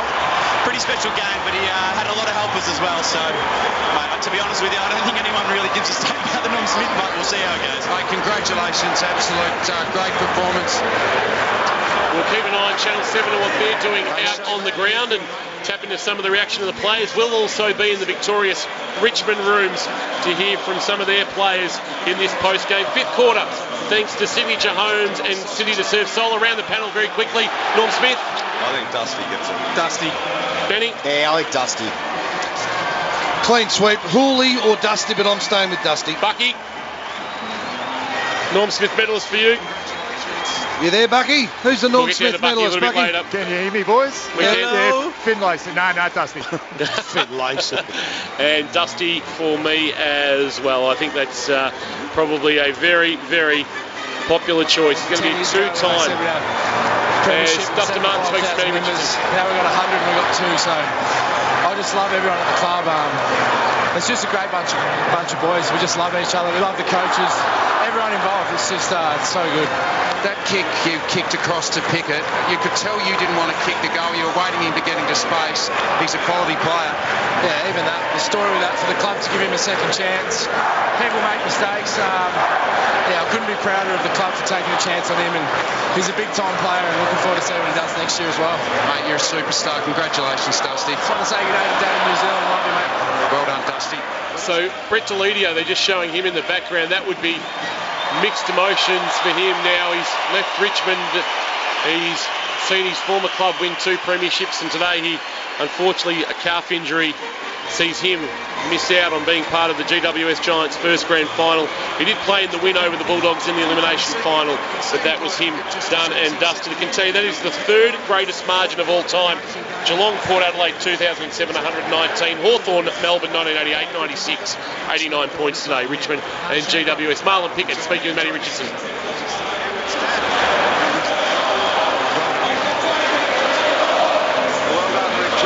Not getting much out of that interview. Marlon Pickett, if anybody saw his interview on Thursday when it was confirmed he'd play, they said he's unflappable, but he didn't give a lot away either. We're not too far away from the presentation ceremony. The Tigers with their full playing list out on the ground plus staff celebrating right in the middle of the MCG and just 15 metres away. It is a completely different scene where Giants staff are consoling Giants players. Toby Green, one of those that looked like there'd been a death in the family, and sad times for the Giants, but We, of course, will wait to see what their response is in 2020. Have we seen Shane Mumford for the last time? We look down and see Heath Shaw, hands on knees, and is that the last time we've seen Heath Shaw, or does he go on in 2020?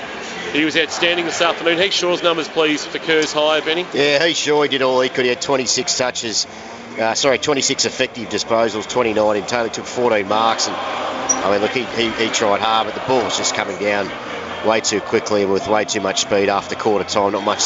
He and Haynes did what they could, but just not enough playmakers, and some players out as well. And I mean, for GWS though, it's got to be a massive learning curve, and they've unearthed some players, and Taranto's going to be a star. Hopper's going to be a star. Perryman had a good final series. Taylor. Daniel showed up. Lloyd, I thought, was okay in the finals. There's plenty to look forward to for GWS. They're not a team that's at the peak. They're trying to get there. So it's just it seems obviously now when you lose by 89 points, it's sticks in your craw. Yeah, they were. You tipped it. You did. I just thought this was just on the cards from the instant the siren went last week in the prelim. They've just had two hard, tough wins. They celebrated last week to get through, and they come up against an unbelievable side. Richmond, I mean, in 3 years, the Tigers have been premiers. They missed out in a prelim, and they're premiers. This is a little domination by the Tigers, and we said before, we put Rance back into that side, boys.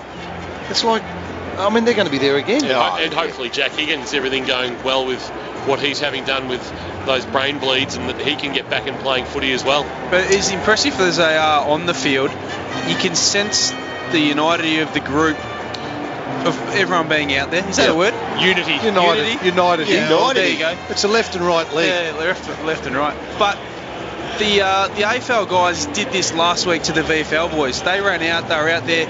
Alex Rand celebrated last week with the VFL boys like he was part of it. Yep. Yeah. It's just that one big family, and the way they're connected at the moment is showing on the field with their results as well.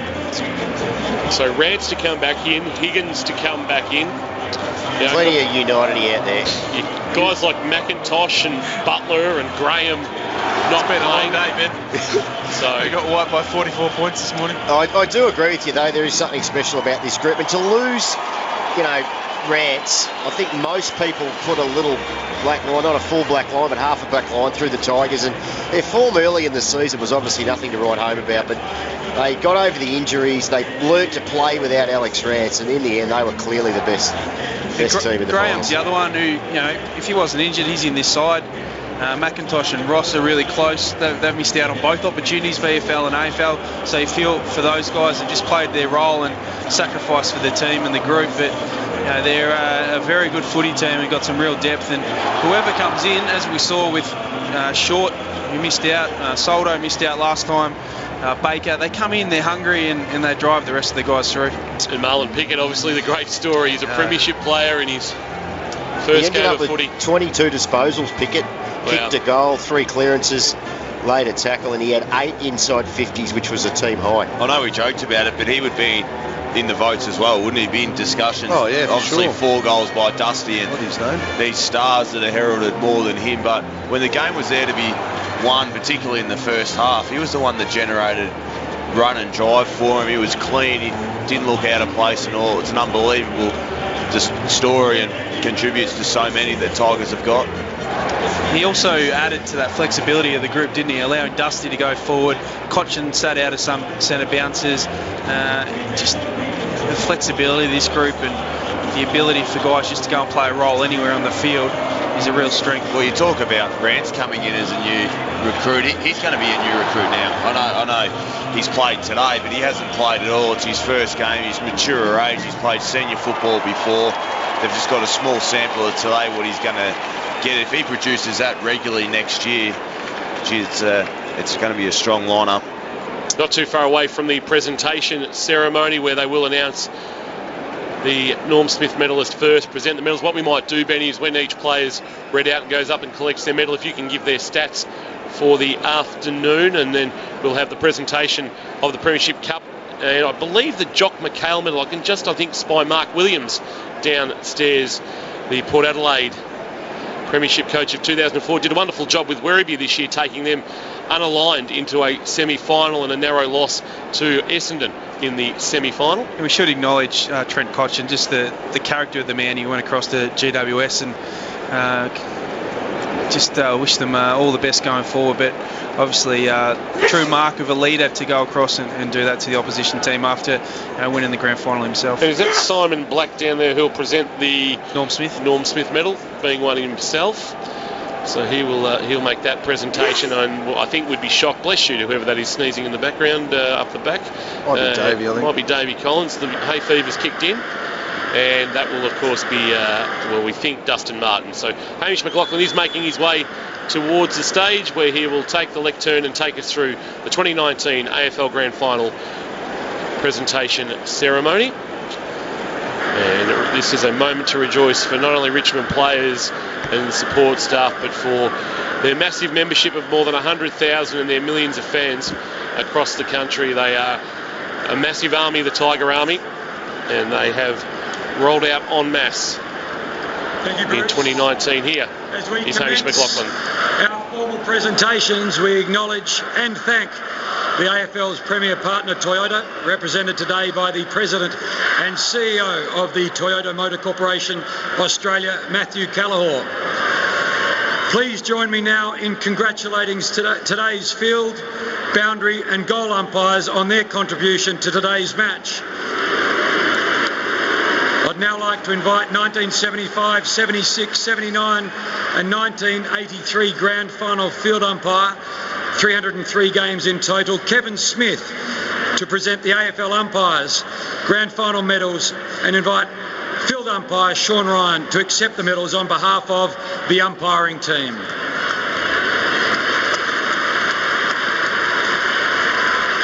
Kevin Smith, he was the one there the day that Robbie Muir went bananas, I reckon, with Dennis Collins. He did. Pretty good today, the umps, boys. Well done, Sean and team, and thank you, Kevin. Why can't they be like that all the time? The Giants, they had a magnificent season and were gallant in defeat today on the game's biggest stage. Would you please welcome the captain of the Giants, Phil Davis, to say a few words on a very tough afternoon. It was a tough afternoon. Just 3 goals for the Giants. I'll be devastated with what they put up today. Here's their captain. First of all, Damien, Trent, and the whole Richmond Football Club, congratulations. You've been an outstanding club for many years. You set the bar again this year. To the Giants Footy Club as a whole, to the fans, thank you so much for all your support this year. We might be small in numbers, but we've got a big heart. We'll be back. So Phil Davis, the concession speech. Thanks, Phil. Please join me now in welcoming Simon Black to present the Norm Smith Medal to the player judged as best of field in the 2019 Toyota AFL Grand Final. And the winner of the Norm Smith Medal is number 4 again, Dustin Martin. What a superstar. 22 disposals, 19 of those hit the target, 3 clearances, 12 contested possessions, 4 goals, 4 inside 50s. One under Dustin Martin. I'd just like to thank the AFL and their major partners. Thanks to all the fans for coming out. Thanks GWS. Yeah, I'm back! So the first the fourth two-time Norm Smith medalist, joining Gary Ayres, Andrew McLeod and Luke Hodge. Every young footballer's dream to be on the grand final stage on the last Saturday in September. So it's with much pleasure that we welcome the 22 winners of the NAB AFL Auskicker of the Year competition for the NAB AFL Auskick program. They'll now present medallions to each player of the winning team. Richmond's number 1, Nick Floston. Yeah, he's just a star, Floston. He doesn't get the accolades of some of his teammates, some of his higher profile teammates, but 22 possessions, 20 of those hit the mark, 12 marks, and just finds a way to get in the way all the time. Number 2, Dylan Grimes. Yeah, well, Grimes is like, right to the proverbial blanket. You wouldn't want to play on Dylan Grimes too often. 14 possessions, 11 marks.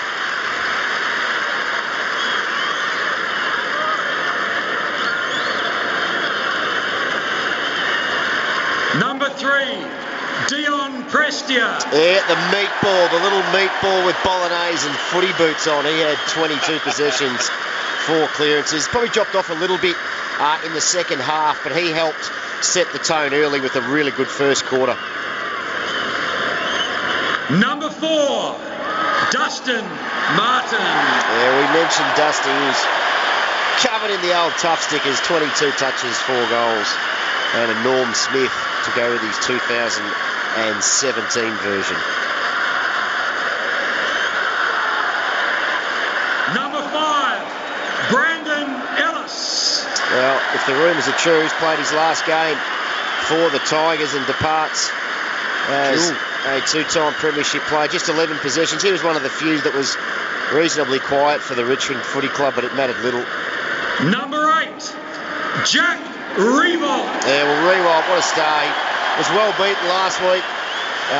Came back today, 8 marks, 13 touches, 5 goals, 1, and kicked 3 goals to set them on the road in the second quarter. Is he singing with Paul Kelly tonight? I don't know that he'd know a whole heap of Paul Kelly's stuff. He's got the butter up on the stage this time. Won't be doing much dancing with the little one in the arms. Shane Edwards. Yeah, well, what a season, Shane Edwards. He's just getting better with age, Shane Edwards. He must be 30, I would imagine. He ended up with 21 possessions, 11 of those contested, 6 clearances, which was a team high. He'll be 31 on the 25th of October. He's had arguably his best year. Good stuff, Waddy. Number 11, Jason Castagna. So the Castagna, he had kicked 5 points.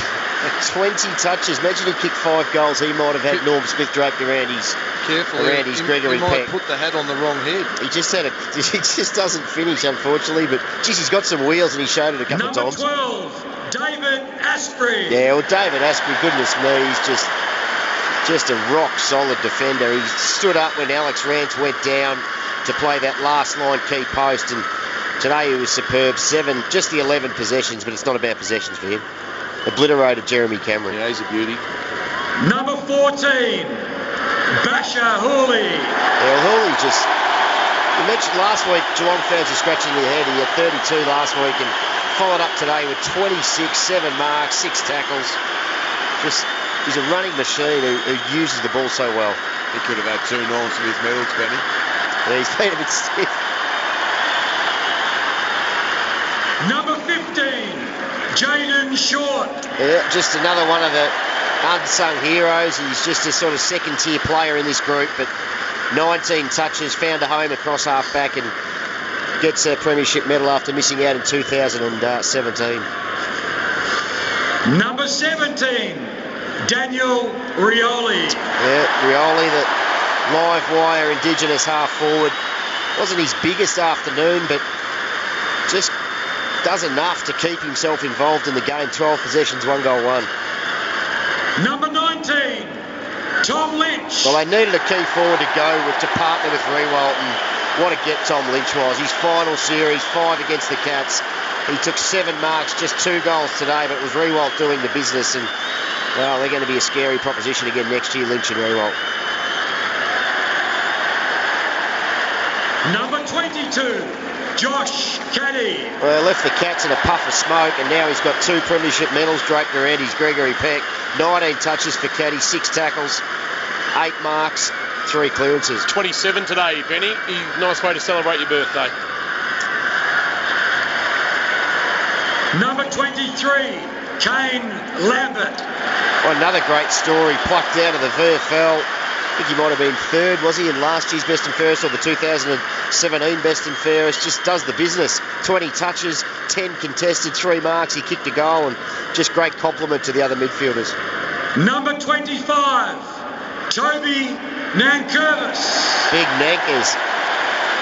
Well, he and Soldo, that combination, I don't think too many thought that was going to be a premiership combination at the start of the year, but alongside the soldering iron. Now, Curvis actually had 17 possessions, 5 marks, so he got involved in general play. Number 29, Shea Bolton. Bolton was a quiet sort of game, but nipped in on the odd occasion. 11 possessions, 1 goal, 4 tackles. Do you reckon there might be a big roar when the number 50 comes to stage, Benny, the last player out? There could be some strides down around near the ankles when that one comes Besides the captain, when the 50 comes on stage. Whoa. Number 35, Nathan Broad. So Nathan Broad, 13 touches, just does his part. He's a dour type player, one you need in the back half, and he'll have that medal draped around his neck. He won't have a camera tonight, Ben. Keep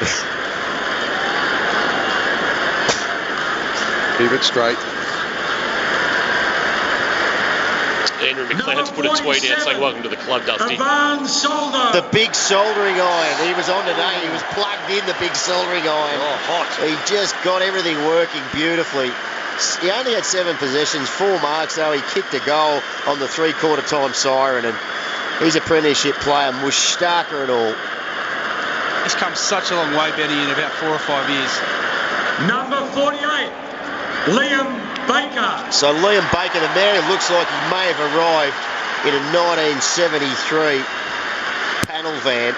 It's got an extraordinary Yogi Bear setup. It's old style. It's a little bit on the bogan side of the ledger. Sandman driver. But he did the business too. Number 50. On debut. On debut, if you don't mind. 22 touches, kicked the sausage roll, 8 inside 50s, and 3 clearances. Marlon Pickett, who just could announce his retirement post-game. That's it. That's enough. Over and out. Go out in the hide.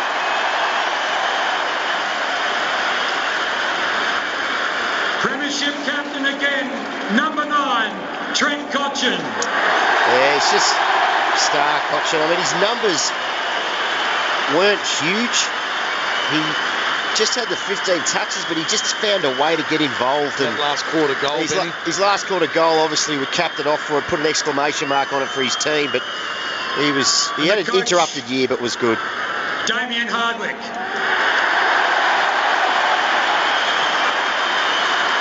What did you said to Richmond fans at the end of 2016 that Damien Hardwick would be a 2-time premiership coach? They would have suggested you had Rocks in Presenting the Jock McHale Medal to the coach of the 2019 Toyota AFL Premiership team, Damien Hardwick of the Tigers. Nice touch. He coached him at Port Adelaide. They worked together at Richmond as well. Correct. Shout, Sean. Choco might hold his tie and say, Alan Scott, you were right. Penny Gale, you were right. Well done to the Giants, an amazing year, an incredible final series. You continue to show up, and I'm sure at some stage in the near future, it'll be you guys standing here.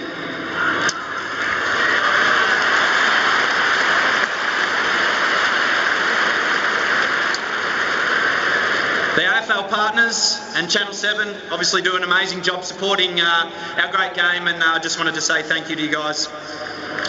Our partners, Jeep, Nib, Puma, Otterbox, Swinburne and Host Plus. Football clubs don't run without the support from you amazing organisations, and we just wanted to say thank you so much for your ongoing support.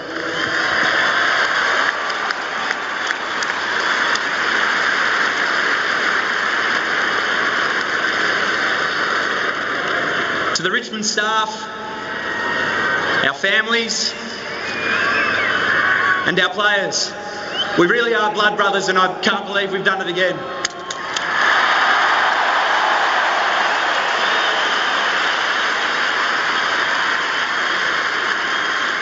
Thank you. To our opponents today, GWS, you're incredibly brave. To come from where you did through adversity throughout the season, very similar to our tale. Wasn't quite your day tonight, but we admire your club very much and wish you all the best for season 2020 next year. To all the major partners of the AFL, we thank you for putting on the great show. To the fans, we thank you for coming out. Still 85,000 of them here. To Jeep, to Nib, to Host Plus, to Puma, we thank you for your continued support. You've been wonderful for our football club. To Brendan Gale and Peggy, you are superstars.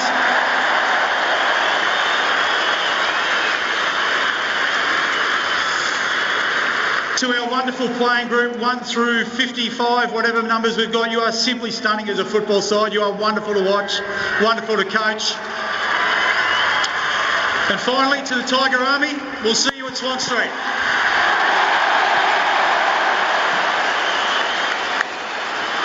So the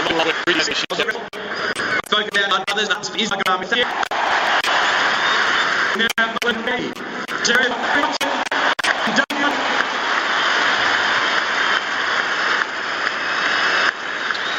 Maureen Hayfie, Tommy departed us a number of years ago. Three-time premiership coach. Well, actually, no, right, the first time, 67, 69, 73, 74, and she hands over the 2019 premiership coach. Nice touch. To the Richmond. And then the gate crash begins on the stage, and 21 players join their captain and coach to celebrate Richmond's 12th VFL-AFL premiership. As the black and gold confetti goes off, the GWS Giants head dejected to the bowels of the MCG and reflect on what could have been. But now the celebrations begin in earnest for the Richmond Football Club. And what we'll do is we'll take a break, come back and bring you the revelry that comes with the post-grand final celebration. We'll also get you down into the rooms once the lap of honour is continued, or finalised, and they'll be down in the rooms with Heath Buck and Brian Alexander to bring you some of the reaction from the yellow and black. Richmond Football Club premiers in 2019. This is the fifth quarter, thanks to Signature Homes and City to Surf Solar. Thanks to Warralilly, you're listening to Lip Breathe Carroll Footy. And that was the moment captured on K-Rock Football where Richmond won their 12th VFL-AFL premiership. The medal presentation has taken place. The Auskick kids that presented the medals are making snow angels among the confetti, and the Tigers have headed, not surprisingly, to the punt road end in their cheer squad to start their lap of honour, and they will take their time getting around the MCG. Lee Brown, you've experienced it. Bring back good memories for you 9 years on. Yeah, it does, Kingy. It goes pretty quick.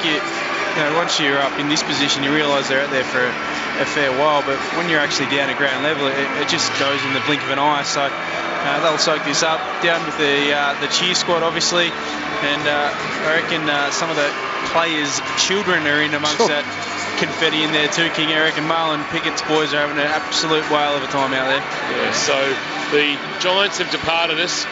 They're setting up for the post-grand final concert, and the players are just starting to make their way in a clockwise direction around the MCG in this great Coliseum. Open day tomorrow here at the G. Chance for the kids to actually get out on the ground and have a kick before they start putting it into cricket mode, Chuck. And the whites will come out, and the kookaburra, the two-piece or the four-piece, depending on what level you play or what you play on, will come out, and we'll be in an off-season. Trade period will start, draft combines, and within a month we'll know the fixture for next year, and we'll look to do it all again. Yeah, I was just had the binoculars on all the young Richmond. I'm imagining they're the children of the players and support staff. There's seriously about 30 young kids, and some of them throwing the confetti up, and Basher Hooley was in amongst them trying to control them climbing on the stage. Yeah, they're the Oz kickers, Chuck. They're most all in. of them, and they've spent the last couple of days. I've been in camp with the under-17s boys, and these Oz kickers have been there as well. They've been running an absolute muck at the hotel. They've been playing footy in the foyer, running up and down. Saw Joel Selwood in there giving up his time, Brodie Grundy, those sorts of guys to get around these kids who are the not NAB Oz kickers of each week, and they get to come in and present the medal. So they're having an absolute ball. And you're right, I reckon Marlon Pickett's kids are in there, Basher Hooley's, and they're climbing on everything out there. Nothing's safe. So, of course, highlights of the game. If you've just joined us on K-Rock 955, might be heading in the car to head home back down the highway and you want to relive it, check it out, krockfootball.com.au. And the Richmond players making their way around the ground. Sean Higgins, unfortunately you haven't experienced this, but you look at this and go, this what drives you, and hopefully will happen at some stage when whatever's left of your career. Yeah, no doubt. It's you get envious. Amazing to sit here and experience this, and I've been to a few grand finals, but I've never stayed for the duration of these celebrations, and you can only imagine. And and hopefully one day you get to experience this. So the players are making their way around the ground at the moment, the Southern Stand side of the ground. Fifth quarter, thanks to Signature Homes and City to Surf Solar. Geelong Insurance Brokers were bringing us our head-to-head today. Benny, just while we were waiting for the Richmond boys to make their way around the rooms around the ground into their rooms, that matchup didn't really transpire the way we would De Boer on Martin. No, it didn't. I mean, Dusty ended up with the Norm Smith, so that speaks for itself. And look, De Boer tried hard. At one point, he was GWS's leading possession winner. He only ended up with 12. I can tell you, I think he had 11 in the first quarter. He had 8, and in the second quarter, De Boer, just trying to find him down the list, he had 4. So he actually didn't touch the ball after half-time, Matt De Boer. It's not really his job to get the ball, and the fact that he was actually their leading possession winner midway through the second quarter was probably alarm bells, because they needed playmakers getting the pill in their hands, and unfortunately it was Matt De Boer, who's more of a workhorse type tagger, so he unfortunately was just swamped. But you wouldn't have wanted to be a tagger today for GWS, because there wasn't a whole lot of support going the other way, so hard to judge him too harshly on that. Yeah. So Geelong Insurance Brokers, great to have them on board in season 2019 with the head-to-head matchup. Geelong Insurance Brokers covering Geelong for 25 years with all types of general business and life insurance. Geelong Insurance Brokers. We've spoken about Richmond a lot. It'd be interesting to see what happens with GWS. I mentioned that they've got a lot of younger players in that side, but we saw, I know every year's different, but we saw Port Adelaide in 2007 get absolutely spifflicated in their grand final, and the club never really recovered. It struggled. So the response from GWS will be really interesting early next year, because you wonder just the scars of today, and does it drive them, or does it sort of fracture them? And it'll be really interesting to see how their first sort of 6 to 8 games goes next year, now that they will be somewhat hunted, and their draw obviously will be difficult, finishing runner-up, and they've got some players, obviously. It seems like the eyes get picked out of them each year by opposition clubs. Tomlinson, I know, potentially Brownie say, not the world's greatest recruit, but he's obviously on the move, and it'll be a really interesting period for them in the off-season, the summer, how they regroup and how they refocus after this. I know hindsight's always a wonderful thing, and you know some of our panel tipped the GWS to win today. Benny, I think your words were probably prophetic at the start. I said prophetic, not pathetic, that the Tigers could open a can, and they did. They've destroyed the GWS by 89. So I think there will be some scars, but you know, once pre-season begins, it is a steady climb again, and you say they've got the talent. There's no guarantees, as we've seen this year in AFL football. Melbourne last year, preliminary finalists, and they just dropped right off the face of the earth. I think Richmond are going to be up there again. We've spoken about them. They're just so well drilled, the way they set up behind the footy.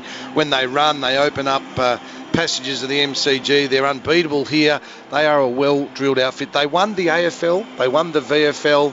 And Dustin Martin, Trent Koch, and all those guys said on stage, we are as one. I think Brownie said it in the commentary. And you can just see when teams play for their coach, and I know you don't play for your coach as such, you're playing with your teammates, but to me, looking at them, they are just so united, or as Brownie said, united-y, and they are as one, and I think Richmond are going to be hard to beat again next year. Easy to say that tonight as premiers, but are you with me, Kingy? I mean, they are the real deal, Richmond. Well, the thing is, too, that the list demographic tells you they do have some guys on the other side of 30, but those guys are playing good footy. And that is the likes of Hawley, Revolt, Cochin's around that 30 mark. Revolt 30. Edwards. Yep. Like, they're playing. Bash is the oldest on the list at 31. Yep. He'll turn 32 mid-year next year. I think they've shown, Chuck, that you've got to have something more than just the talent. Richmond have obviously got the talent, but they have something within that club which you can't manufacture. It's grown over time, and the playing group is obviously unbelievably tight. We probably saw it last year with Collingwood, who I know they didn't win it, but they came within a 15th of doing so, and they seem to have that sort of that culture that's an intangible within your club. And it's a really difficult thing to manage when you have a group of players who are some in their 30s, some in their early 20s, some in their mid-20s, all from different backgrounds. It's not easy to manufacture that, and Richmond have just got it right, and they've got the mix right. They've got Neil Baum in place. They've got a good senior coach. They mix up their assistant coaches. They bring in Lepich back. They get Caracella. Now Caracella goes out. Mark Williams was there. He's gone. They mix things up. They do it really, really well on and off the field, and obviously that's why they are the benchmark footy club, and to win both VFL and AFL, that is some sort of effort. They did in 17 too, didn't they? They won both in 17, VFL and AFL. Yep. Wasn't it kicked? Didn't Townsend kick it after the siren or something? No, Townsend played in the premiership in 2017. Did he not do a picket and play in both? No. My memory tells me Richmond kicked the point. I thought Melbourne beat them in 2017. I think they lost. Yeah. Did they played in the grand final? I think the Bulldogs or Port Melbourne beat them in 2017. Someone had a shot after the siren and missed. It was a high draft pick who left. Yes, that was my memory. I thought it was too. He was taken quite high in the draft, lasted a few years. He had a shot, was either right on the siren or after Richard the siren. Tambling. No, it wasn't him. But, and you reckon they lost? I thought they won both. I think he missed. Was that last year? Someone's tweet us and let us know. I'm just checking it now. I can't believe Kingy doesn't know off the top of his head. I thought they won. You'd be disappointed in yourself, Kingy. So the grand final was won by Port Melbourne by 4 points. Yeah, and someone had a shot after the siren. Definitely a Richmond player from 50 metres who out. was taken high. Ben Lennon. That's it, taken high in the draft and played a few senior games and in the end vanished in a puff of smoke. Not sure what happened to Ben Lennon. He'd only been in his early 20s. Yeah. They've done both this year and it's a remarkable effort. So Shea Bolton kicked 2 goals in that game for that. VFL 2017. Sam Lloyd was the best on ground, who we know had a pretty good season at the Western Bulldogs. The vote breakdown. Yes, I was looking for that. What did we get? For the Norm Smith Did medal. Pickett get a mention? He did get a mention. I'm just going to see whether I've got the official email from the AFL through yet with the votes. I'm just waiting to see if that is going to come through. Oh, but look for that. The Tigers have just made their way. I can tell you that it was 15 for Martin, so all vote cards gave him the 3. Well, that was the same as the K-Rock box. Hawley with 6, Pickett with 4, Revolt 3, Prestia 2. It's held them in the end. They won by 4 under a grip, to borrow a racing parlance. And GWS were very lucky to beat Brisbane without Davis and Haynes in the last quarter. They held on at the Gabba. They held on and really were probably lucky to win. And in the end, despite leading by 6 goals, in the end they were lucky to beat Collingwood. They held on. And that was a brutal game. And the mental toll that takes 2 weeks in a row for a relatively young group that also has the injuries, throwing the injury to Davis, Canelio not playing, Ward's not playing. Green and Whitfield come in. One had his appendix out and the other one had been in all sorts of trouble. Neither of them had an impact It today. just had an absolute whiff about it, unfortunately. And well, I was hoping against hope that it was going to be close, but the whiff turned into an absolute stench. And you knew by half-time, 5 minutes into the third quarter, you knew that the game was Eagle. Somebody on Twitter has just said, so GWS Giants, I know these guys that do a great pre-season camp. Probably not the mob that took Adelaide on their pre-season camp heading into the 2018 season. No, that was like band camp they went on, wasn't it? It's like the camp that boys went from Porky's. Remember that camp? This one time. Porky's. I remember this one time. The trombone out. Yeah. No, don't go there. So just having a look at the Norm Smith medal voting, just for those who are interested. And the Alistair Lynch, Martin, Hooley, Revolt, Chris Johnson, Martin, Prestia, Revolt, Matthew Lloyd, Martin, Hooley, Pickett, Bruce McAvaney, Martin, Hooley, Pickett, Angela Pipos, Martin, Pickett, and Revolt is how they judged the Norm Smith medal one as Dustin Martin. And Dustin Martin, the only player in AFL history to win 2 premierships, 2 Norm Smith medals and a Brownlow. He's a pretty good player. And do you know what? Was he only 27? There's more to come. I think there's still some more to come. And he warmed into it this year. He's early in the season. Yeah. He wasn't at his best. He still polled 23 votes. Yeah, his first half of the year was sort of, by his lofty standards, probably just below. And, geez, he hit form at the right time. His last sort of probably 2 months, 4 weeks prior to finals, and then his final series, he just tore it apart when he kicked 6 against Brisbane. He's going to go down as one of the greatest of all time now, isn't he, with the records he's building? Is that straight into the Hall of Fame once retired, isn't it? No, absolutely. Yeah, definitely. And is there legend status attached to that down the track? Well, if he can snag another Brownlow and be a multiple Brownlow, multiple premiership player and multiple Norm Smith medalist that's on the back of 4 or 5, maybe 6 best and fairest. There wouldn't be too many better in the game than that. When the Tigers went into round 14 bye, I'm just looking at their numbers through the year. 6 and 5, weren't they? I think they were 7 wins and 6 losses at the bye, the Tigers, and there was a lot of question marks being asked. I think were they 9th at that stage? No, I think they were just inside, were they? So I'm just having a look at there. So yeah, they were definitely 7 wins, 6 losses. They went into the bye, and since then they've won 12 in a row and lost 3 leading into the bye. Is that right? Correct, Wade. And big margins. You started that off. Your mob started it off. 37 points. The Cats got hold of them by 67. Adelaide by 33. They reset at the bye. They started to get some players back in Cochin and Rewalt towards the back half of the year, and they have won now 12 in a row, the longest winning streak for a long, long time in the AFL. And Damien Hardwick has the Premiership Cup in his hand. A couple of years ago, it just shows you how things can turn. He was on the nose. Many Richmond supporters thought maybe it was time for a change. They stuck fat, and stuck fat they have. He's got now 2 Premiership medallions as a coach. Cochin, a dual Premiership captain. We mentioned Dustin Martin, a dual Norm Smith medalist. They've won the AFL, they won the VFL. They are flying as a football club, and there won't be enough beer in Punt Road tonight. No, there won't be. These fans down in front of us here, unfortunately, I think... They're going to get shortchanged. Yeah, I think they are. I don't think the players are actually going to make their way around in front of this congregation on the members' wing, so it's a little disappointing for those that are eagerly awaiting to slap a bit of high five, a bit of low five, a bit of however you like to do your fives, but I don't think it's going to happen, unfortunately. They are slowly, but they have moved to the other side of their race, so it may happen. Oh, hang on, here we go. No, they are starting to move this way, but I suspect there'll be people giving them I think, boys, it's time to get off. We need you into the rooms. Host broadcaster needs to have you singing the song, and they need to get to their news. Will Marley and Pickett be in the centre? Yes, he has to be. Will there be a Gatorade shower in the grand final? He has to be. But don't they normally have the cup, so he'll be next to the cup. So he can hold the cup while they sing. Put it on his scone. Unbelievable. 5 months ago, he was running around in the waffle. Yep. 4 months ago, he was running around in the waffle. Now he's a Premiership player on debut. It is one of the more extraordinary stories that I've witnessed, I must admit, in my time watching AFL footy. There's been some great ones and some sad ones, but I think he joins Bill James as the player to win a Premiership on debut. The other piece of that puzzle that goes in the story, Chuck, is Sean Grigg had to retire to open up a spot on the list. Yep. Is that the Newtown and Chilwell bound Sean Grigg? Well, time will tell there, Kingy. Dropping bombshells now. Handy addition. Late in the day. He would be very handy. The Tigers, to their credit, are continuing the lap, so they're not going to deny their faithful fans down in front of us the chance to slap some hands and a couple of selfies. Gee, Tommy Lynch is enjoying this. Why wouldn't he be? Why wouldn't he be?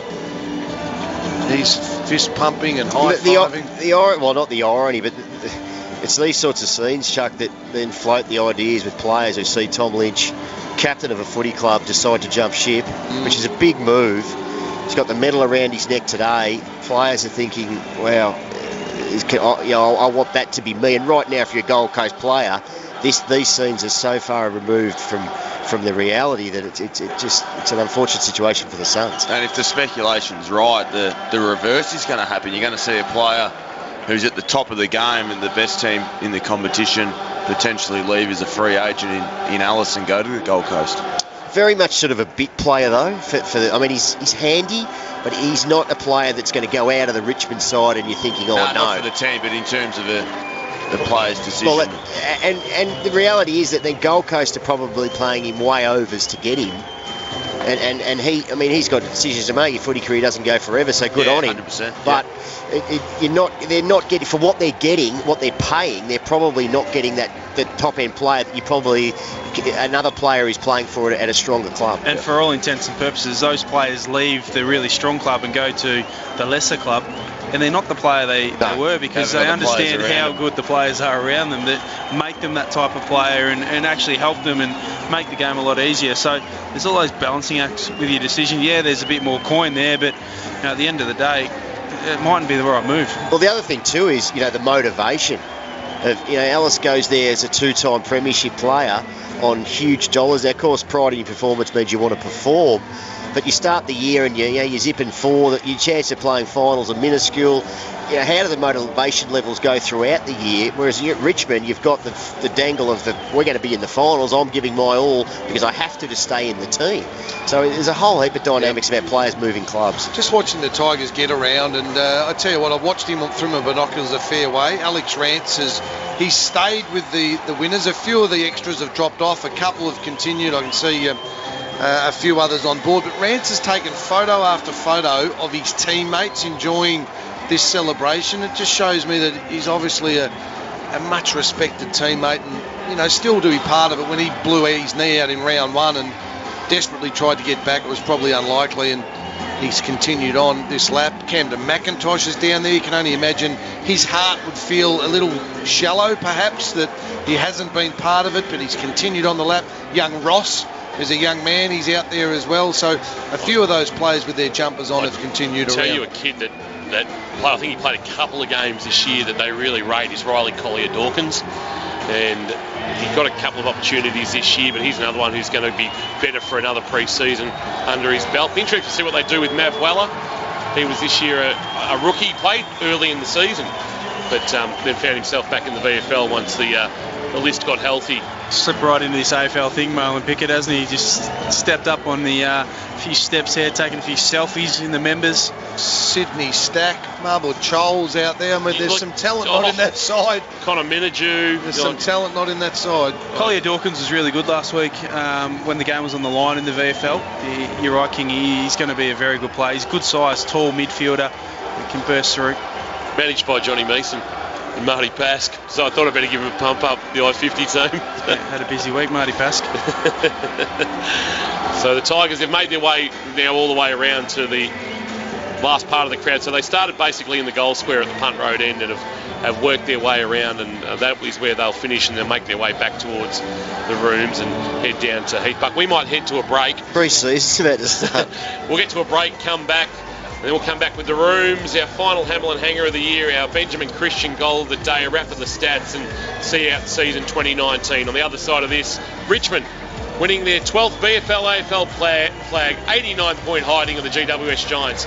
Fifth quarter thanks to Signature Homes and City to Serve Solar, Live, Breathe, Carrot Footy. So the Tigers have just about concluded their lap of honour and about to head down into the rooms. That's where we find Heath Buck, who has got himself set up ready for the post-match festivities for the Tigers when they get down inside the bowels of the MCG. Bucky? Goodness gracious me, King. You've never seen so many people in the one room at the one time. Not since the Tunnel nightclub peak hour. This is going to be dangerous. I'll tell you what, Damien Hardwick's just come in, Justin Lepage, got Blake Carroll-Seller, all the assistant coaches are just coming. Now we're just waiting for the players. We've got all the every player on the Richmond list, I reckon, is going to be involved in this song. So I'm going to try and get in a good position. All right, it's going to be difficult. Can't get our old mate Carra over for a quick chat while we're waiting for him to get down to the rooms, can you? He was standing next to me, King, but I've actually lost him amongst the sea of black and yellow. Because, of course, he's off to Essendon. He's camouflaged. Yeah, he's off to Essendon as an assistant coach in 2020. The Tigers are headed down the race as we speak. The senior players and those, of course, who played in the VFL Premiership last week. And we also think of Camden McIntosh and Jack Ross, who, of course, last week were left out of the VFL Premiership side, and then you got Jack Graham, Alex Rance, Jake Arts unfortunately suspended. Jack Higgins, as we know, has had his battles with obviously the bleed on the brain. So there are a number of players who, despite the club winning both the VFL and the AFL, have missed out on tasting Premiership glory for one reason or another, as we see the vision of Trent Cotchin holding the cup aloft, down there, Bucky, walking down the ramp, and they will make a hard left turn past the fans and into the victorious Richmond rooms. And Bucky, they are about to join you now. You'll see them, we can see them on the screen. They've made their way past the roller door and they will now make their way into the rooms, which are the... Is that the famous roller door? The famous roller door. And Trent Cotchin brings in the cup. Kingy, with the Premiership Cup. Trent Cotchin leading the boys in. I've just got myself nestled behind Damien Hardwick here, so we'll see how we go with this song. Doing some of your finest work down there, Bucky. We'll see if we can pick you up on the screen. And it is crowded. That would be an understatement to describe the victorious Gatorade shower for Marlon Pickett. So is they putting him into the middle? They are just huddling up down there. Bucky, there are people everywhere. Yeah, this is dangerous. Is this one of you've been OH&S. You've been in the rooms for about 15 different grand finals. Is this one of the bigger crowds you've seen? And a dangerous one too, Kingy. If I get out of this one alive, I'll be very, very lucky. The good thing is... There you are, Bucky. We got you now. Yep. So even the VFL players are going to be part of this song. So am I. Bucky's in there. Do you reckon you know the words, Bucky? So that very, very broad grin on the face of Damien Hardwick, as you would expect.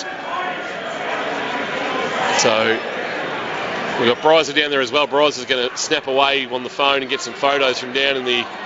some video from down in the rooms. There's 150 in this circle. It's a massive circle. Well, when you're in the Premiership, you can do anything you want to do.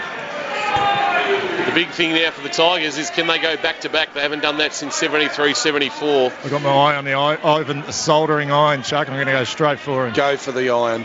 All right. Strike while the iron's hot down there, Bucky. They've formed a circle. I think they're just waiting to make sure that everybody's in it. Trent's going to get... So they've got... Oh, his little girl. Oh, that's cute. He wanted the daughter.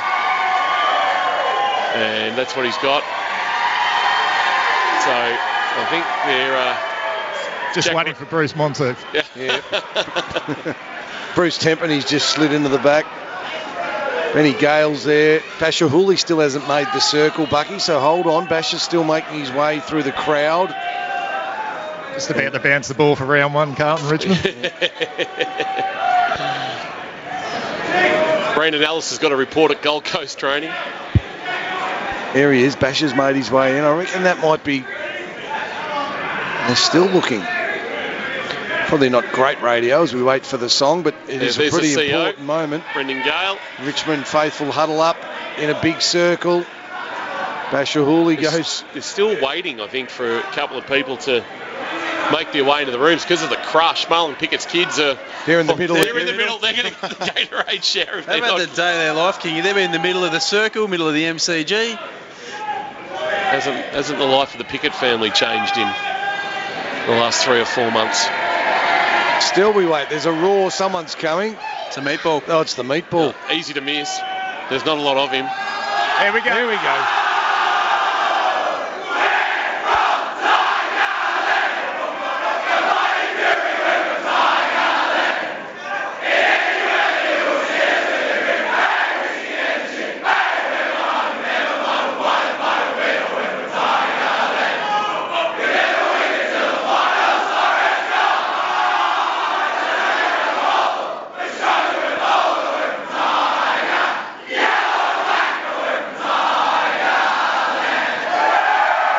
Still be 25 to 30,000 people. There are more people here than would be at a Melbourne Gold Coast game in the middle of winter. And the game finished an hour and 15 minutes ago. The coast has left already. So we're down to you, Bucky, and we're leaving it in your capable hands to... Yeah, got someone straight away, boys. Nathan Broad, congratulations, mate. 2-time premiership player, well done. Oh, thank you very much. Yeah, it's doesn't sound right saying 2-time premiership player, but it feels good.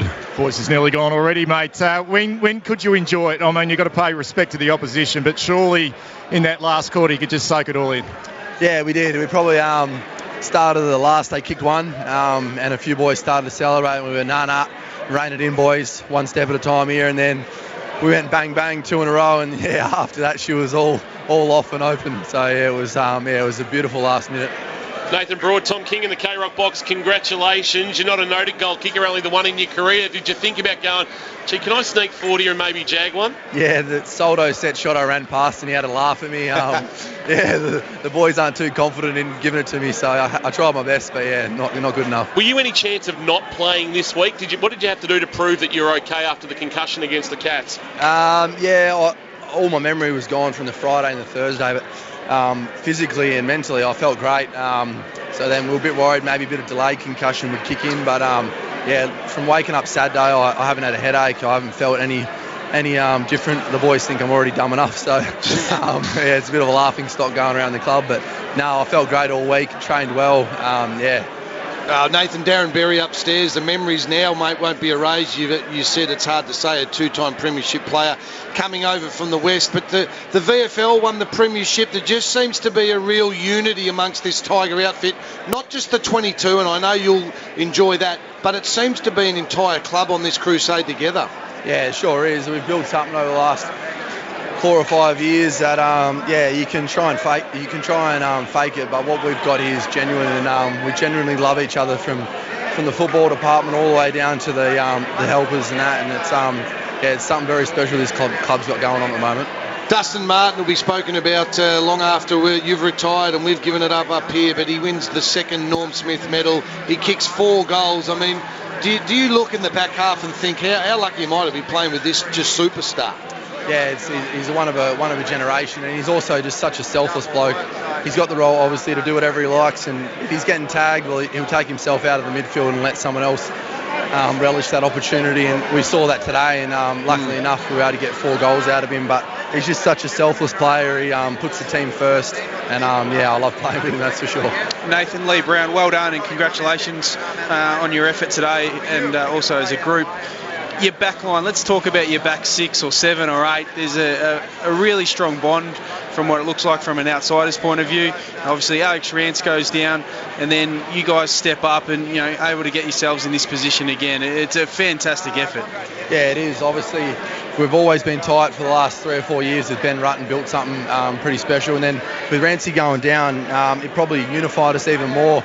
All the doubters thought, Richmond, no Rancey, no Richmond, and all this stuff. And we took it pretty personally as a back 6, and also as a footy team. And we really wanted to prove all the doubters wrong. And to credit to this group, it's just amazing what they can do. It's not about touches down the back line. It's about system. And I'm so proud of the back 6. And like you said, there's more. There's other blokes like Camden McIntosh has gone through there. There's blokes that have missed out. But I'm just so proud of this group. Give us an insight into Basher Hooley. It's the second time on the big stage. He's really stood up and giving you some real drive from that back half. Give us a bit of an insight of the role he plays in your back half. Yeah, he's probably the cool, calm and collected head down there. He never gets rattled or anything. He's just an unbelievable player. The run he gives us along with Jaden Short, it kind of allows Grimes and myself just to sit back a little bit and watch it. But I hope he keeps playing on. Well, Nathan, we'll let you go. We're going to get around a few more of the players. Really appreciate your time. We love what you've done over the last few years. I think now 50-odd games and 2 premierships under your belt, 54 games, and you're a 2-time premiership player, and hopefully more to come in your career. Well done. Appreciate you joining us on K-Rock. Thanks very much, boys. Thank you. All right, Bucky, go to work. Find out who else you can get. Let's see if we might even let you, Bucky, go with 2 or 3 questions from down there so we can get a range of views from a range of players if you'd like to do that. We'll let Bucky just work the room down there. But I like what he said, Nathan Broad. We took it personally that when Alex Rance went down, they didn't think our back line was good enough to do the job. Ready to go, mate? As you go down to Bucky, who you got? Yeah, we got K-Rock's own, or K-Rock's favourite, Ivan Soldo. Congratulations. Can you hear, mate? Yeah, I can hear, but it's Ivan Soldo. Sorry? It's Ivan. Ivan. Sorry, buddy. Congratulations, mate. How does that feel? Yeah, it feels pretty cool. Can't wait to enjoy the next. The combination himself and there's a lot of depth at the end of the game, and it really went Yeah, made a lot in the game. Didn't apply for him, faith in me, so it's great that the combinations worked out, and we won a bloody flag with it. I saw you working over Mummy in that first half. Was that a plan to get stuck into him? I treat my opponents equally. Like I wouldn't go harder for anyone else. Yeah, I just want to play my best on the day. Fire away, boys. Ivan, Tom King up in the K-Rock box. Congratulations. It was a different looking ruck set up in 2017. You were toiling away in the VFL, learning your craft, and you had Sean Grigg as the backup to Toby Nankervis. Is it something where you said, well, I need to make Toby's going to be the number 1 ruckman, for the short-term future, but I need to make myself selectable, and that maybe have Damien Hardwick think about what the setup's going to look like? Yeah, I'm not sure if in that year Dimmer wanted that second ruckman, but all I could really do was prepare myself just in case, worst case scenario, Toby might have gone down, and I just had to prepare myself in the VFL so I could step in and fill the role that he left for me. Talk to us about the closing moments of the game. You had the premiership one. Was there a moment where you got to a teammate and just sort of gave him a wink and a nod and said, we got this? It was probably in the last quarter. There was a few of us on the bench and the coaches came down, a couple of the VFL boys came down, and they were all just waiting in the race, and we started hugging each other. It was pretty cool. Ivan, tell us what's happening with that Mushtaq. I might have a sort of little bit of froth hanging off it for the next couple of days, you reckon, or not? Yeah, just off the front lip, yeah. We've got my old man here, actually, and he's inspiration. He's had a moustache since as long as I can remember him, actually. So is he your inspiration for it, or how did it sort of bob up? Because it sort of looks a bit like a rat peeping over a broom. I reckon, yeah. I got the genetics for it with my old man's moustache. It's Tom Selleck, like most people have said. Oh, Tom Selleck. Goodness me. No, my old man's not me. I'm just... Ivan, we'll let you go and enjoy the celebrations. Bucky's going to move on to one of your teammates and have a chat. Great stuff. Enjoy what the work you've done over the last couple of years to make yourself a mainstay of this Richmond lineup. Well done. Enjoy the celebrations. Thanks for having me. See you. Ivan Soldo joining us on K-Rock Footy. Keep working the rooms. Fifth quarter thanks to Signature Homes and City to Serve Solar. Bucky just got put back in his place. Soldering iron just scolded you, didn't he, Bucky? He's got his soldering iron out and just burnt your eyes. Bucky's working very hard down there to grab us a couple more interviews from down in the Richmond rooms. Let's see who we can... Yeah, we've got former Cat, Josh Caddy. You're on K-Rock. Josh, congratulations, mate. Two-time premiership player. Well done. Thanks, mate. Appreciate it. Yeah, it's pretty amazing. When could you really enjoy that? I mean, I spoke to one of your teammates before, and, you've got to pay respect to the opposition, but surely after half-time you could really sort of suck that in, that atmosphere, because it was a really solid display of the afternoon by you boys. Oh, yeah, I mean, in hindsight, yeah, but you're just never, ever quite sure until probably, halfway through the last quarter. Is when you really sort of start to look around and really soak it in. And as you said, you pay full respect to the opposition because they're a great side, GWS, and they, it was an amazing effort for them all year and to get here today. So they're a great side, and I'm sure they'll bounce back and they'll keep being thereabouts in the future. But yeah, it's just amazing, mate. There's no better feeling than when you left the Cats 3 years ago. Did you think it would pan out like this? Oh, mate, if I'm being honest, probably not. Nah. I've always said, I always, playing against Richmond, it was always a tough game. Even when I was at Geelong, we did have the wood over them, but it was always a tough game, and they had the players, and for whatever reason, just couldn't get it done in September. And it's easy in hindsight, but I really did believe in this group of players. And 2017, obviously, we turned it around, and led by Dimmer, who's just an amazing man. He's an amazing guy. I'm lost for words, really, how to describe Dimmer. He's an awesome man, and now he's a two-time premiership coach. So, what separates him from the other coaches that you had? I mean, you seem quite emotional when you're answering that question. Oh, it's not about comparing him to anyone else, but he's the ultimate family man, and not only is he our coach, but he's almost like a father figure to us, and we're all so close to him, and we're like mates. We're honestly like mates, and. We play for him every week, and that's what you end up with premiership. So it's pretty amazing. Sure, we got a question for Josh Kingy. Yeah, Josh, well done, Kingy, up in the K-Rock box. I know you made some good friendships with some of the boys down at the Cattery during your 4 years there. Have you heard from many of them this week? Yeah, I always get a couple of messages. Yeah, I'm really close with Mitch, so I spoke to Mitch a bit during the week, and he was pretty disappointed, obviously. On the back of last week, I saw Big Tommy at the Brownlow, who was obviously pretty flat, but I still keep in contact, and they're great boys. Josh, Darren Berry, congratulations. I'm just interested, mate, in the early part of the season when you're out of the side. It's always frustrating. I mean, we think you're wonderful up here. We've always been a Josh Caddy fan, but what was the messages going on then? Was that directly from Dimmer? What did you have to do to get back into the side, and what parts of your game did you have to polish up? I sort of played I missed the first bit of the year with injury, during the middle part of the year I was playing as a forward, and my usual role. Jack was out of the side, but just wasn't in good form, as a lot of players go through. And then obviously with Jack came back into the team, and obviously Dusty playing a lot more time forward. It's no secret we love our little small forwards roaming around. So because kind of wasn't any space for me anymore. So Dimmer came to me and said, mate, I want you in the side. I love you, but it's not in the forward line anymore. So I want you to just go back to the VFL for a couple of weeks, and we actually want you to play on the wing. And I sort of said, the wing. Well, I've never played there before, but no worries, mate. As I said earlier, he's a great man. I'm really close with him. So I took the challenge up, and couple of weeks later, I was back in the side, and here we are today. So forever grateful for that. Sometimes things happen for a reason, and I'm just so grateful to be here today. Josh, well said. It's Benny Cass. I know it's probably difficult. You've just won another premiership, but can you just sort of try and explain your emotions, how different they are from 17 to this year?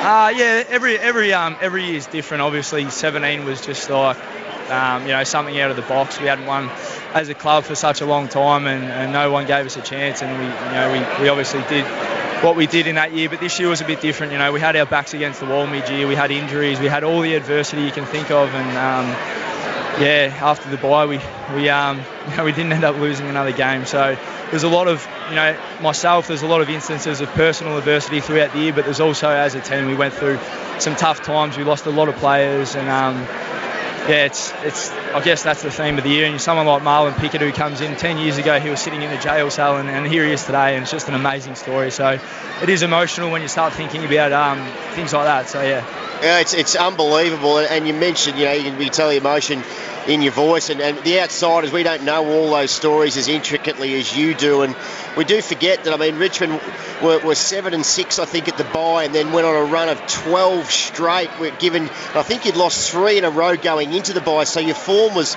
sort of way off. To just turn it around and win 12 in a row in this competition is just an unbelievable effort. Yeah, exactly right. Like I said, the adversity we faced as a side throughout the year was tough at times, and at times you thought, geez, this just isn't our year this year. But we just, as a club, stuck really tight, stuck together, rode the bumps, and as I said, here we are today. So. And the big soldering iron, Ivan Solid, have you considered growing a moustache a little similar to his, or what are your sort of thoughts on it? I have grown a moustache a few times, but unfortunately it's very ginger, so I'll put it away. I don't have the beautiful dark Croatian hair and features that Ivan has, so I'll leave that to him. There's going to be a fair bit of sort of froth hanging off it, I would have thought, for a couple of days. Yeah. I'm sure they'll get the rakia out, as they call it, the Croats. Don't get on that stuff, as you won't remember a thing for about 2 weeks. That's it, mate. I don't have Croatian in my blood, so I can't handle it, so I'll stay away from that. Josh, we really appreciate your time. We enjoyed watching your journey. It's been a long time since we saw you in a Geelong jumper. The last time we saw you in one was that short sleeve arrangement out at Cotton On, and 3 weeks later you were gone, and different colours in a Richmond jumper. It's amazing. That photo seems to bob up in my timeline in October every year, and it probably will in a couple of weeks' time. Well done on what you've achieved in the last 3 years. Congratulations. We're wrapped for you. All right, thanks guys, appreciate it. Thank you. Great stuff. Well done to Josh Caddy. Bucky, we'll let you do some more work down there, get another play. Sean Higgins, you just had something come through on Twitter that's of interest. Just saw something on Twitter, Kingy, that Heath Shaw has recently spoken to the media down in the rooms, and he said that he admitted if they won today that he was going to retire. Post-game, CEO Dave Matthews approached him on the ground and told him he had to play on. Shaw will go around again. There's unfinished business, he said. So okay, so he's sure to play on. We'll wait for Bucky to get us another player down in the room. So he's sure today playing game 308. Heath Shaw was one of their best players today, so you just wonder about making decisions, emotional decisions. It's not the time to make those decisions. No, certainly not. And Heath Shaw probably goes around and plays really well next year. So, but let's hope so. 2 minutes after you've lost a grand final, that's not the time to be making decisions about what you're going to do for a season. And I watched him I watched a lot after the game. I always like to watch the joy and the pain, and he was in tears, Heath Shaw, after the game, almost unconsolable. And I thought, I must admit, I was looking at it thinking maybe that's his last game. So it's interesting that what's just come out there. You would imagine the decision was made before today. In his mind, he would have thought, I could go around again. And if we happen to pull this off today and win, that it's the perfect way to go out. But I'm sure it wouldn't be a flippant result just to today's result.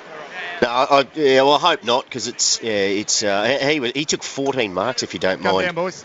We're going to head back downstairs. Bucky, who you got? Yeah, we spoke to this boy in 2017, and you're having a walk in the park before the game, Nick, and someone said you were going to watch the game today. So, Nick Villastone, boys, congratulations, mate. Well done. Cheers, thank you. Describe the emotions of winning this one compared to 2017. Maybe a bit of relief, to be honest, and then just enjoyment, and but then also mixed. Like, a lot of boys missed out who put a lot into this as well. So still excited, but there's mixed emotions. Part of the relief, the battle in the first half of the season, and some of the things to overcome. Yeah, definitely. Even just all this week, probably being talked as the favourite going in. You read a bit more into it, and you because we did in 2017, you know how good it is and how good the feeling is. So I just didn't want to miss out on that again. And it's been a good week. Nick, did you walk the pooch this morning, or how does it work now that you're two-time premiership player? So he pays someone to walk it. My housemate actually got a dog as well, and he's pretty bad at home. He chews shit all the time. So we're talking to the park to try and tire him out this morning because no one's going to be home for a fair few hours. Couple of days. Yeah. Hopefully, but did you get asked any questions about whether you were going to be coming today, or? Nah, the weather probably wasn't that good earlier. It was a bit windy, so there wasn't many people down there, so I got to just fly under the radar. We just spoke to Nathan Broad earlier, and he was talking about the back six's capacity to overcome without Alex Rance. It probably took you some weeks to find your feet, but now on reflection, looking back, you must be proud of not only the group, but just the ability of that back six to hold up with arguably the best player or best defender in the competition not there. Yeah, definitely. It definitely took us a while just to get used to not having him there, but probably made us grow as well. Like Grimes has been super all year, Dave's been super, Broady, Basher, Shorty, Baker, I mentioned everyone else. So, we've just, all year we've been up against it without Rancy there, but at the same time he's put so much work into us off field. So, very, very, very proud. What about your captain? Talk to us about him. Obviously he had his injury issues throughout the year, Nick, but just what he does and just the way he inspires. We just had Josh Caddy talking about the coach, but the captain as well is just as impressive in his leadership. Yeah, I think Koch kind of led that culture change in 2016, so you can probably put both the flags down to him and Dimmer. They've just had that much influence, and then watching him play today, he just hunts the ball that well, and it just fills you with confidence. And then also just the family man he is, how much care he has for everyone. It's pretty special. What about Marlon Pickett? He's a life member of your footy club now, because you become a premiership player, you become a life member. He's played one game, and he's a premiership player. It's just hard. It's hard to wrap your head around, even just as a neutral spectator. Yeah, it's an amazing story. I said to him after the game, like, how easy is AFL footy? And he just said, yeah, bruz. And then what he's going through, or what he's gone through, and he's got 4 kids in the room. His old man's here. It's amazing to see. But then also Jack Graham went out, and he gave us so much during the year. So I feel for Jack, but it's an amazing story at the same time. Nick, Dusty Martin got the Norm Smith. Who's going to be the sort of Norm Smith style on the celebrations? Yes, come on. Who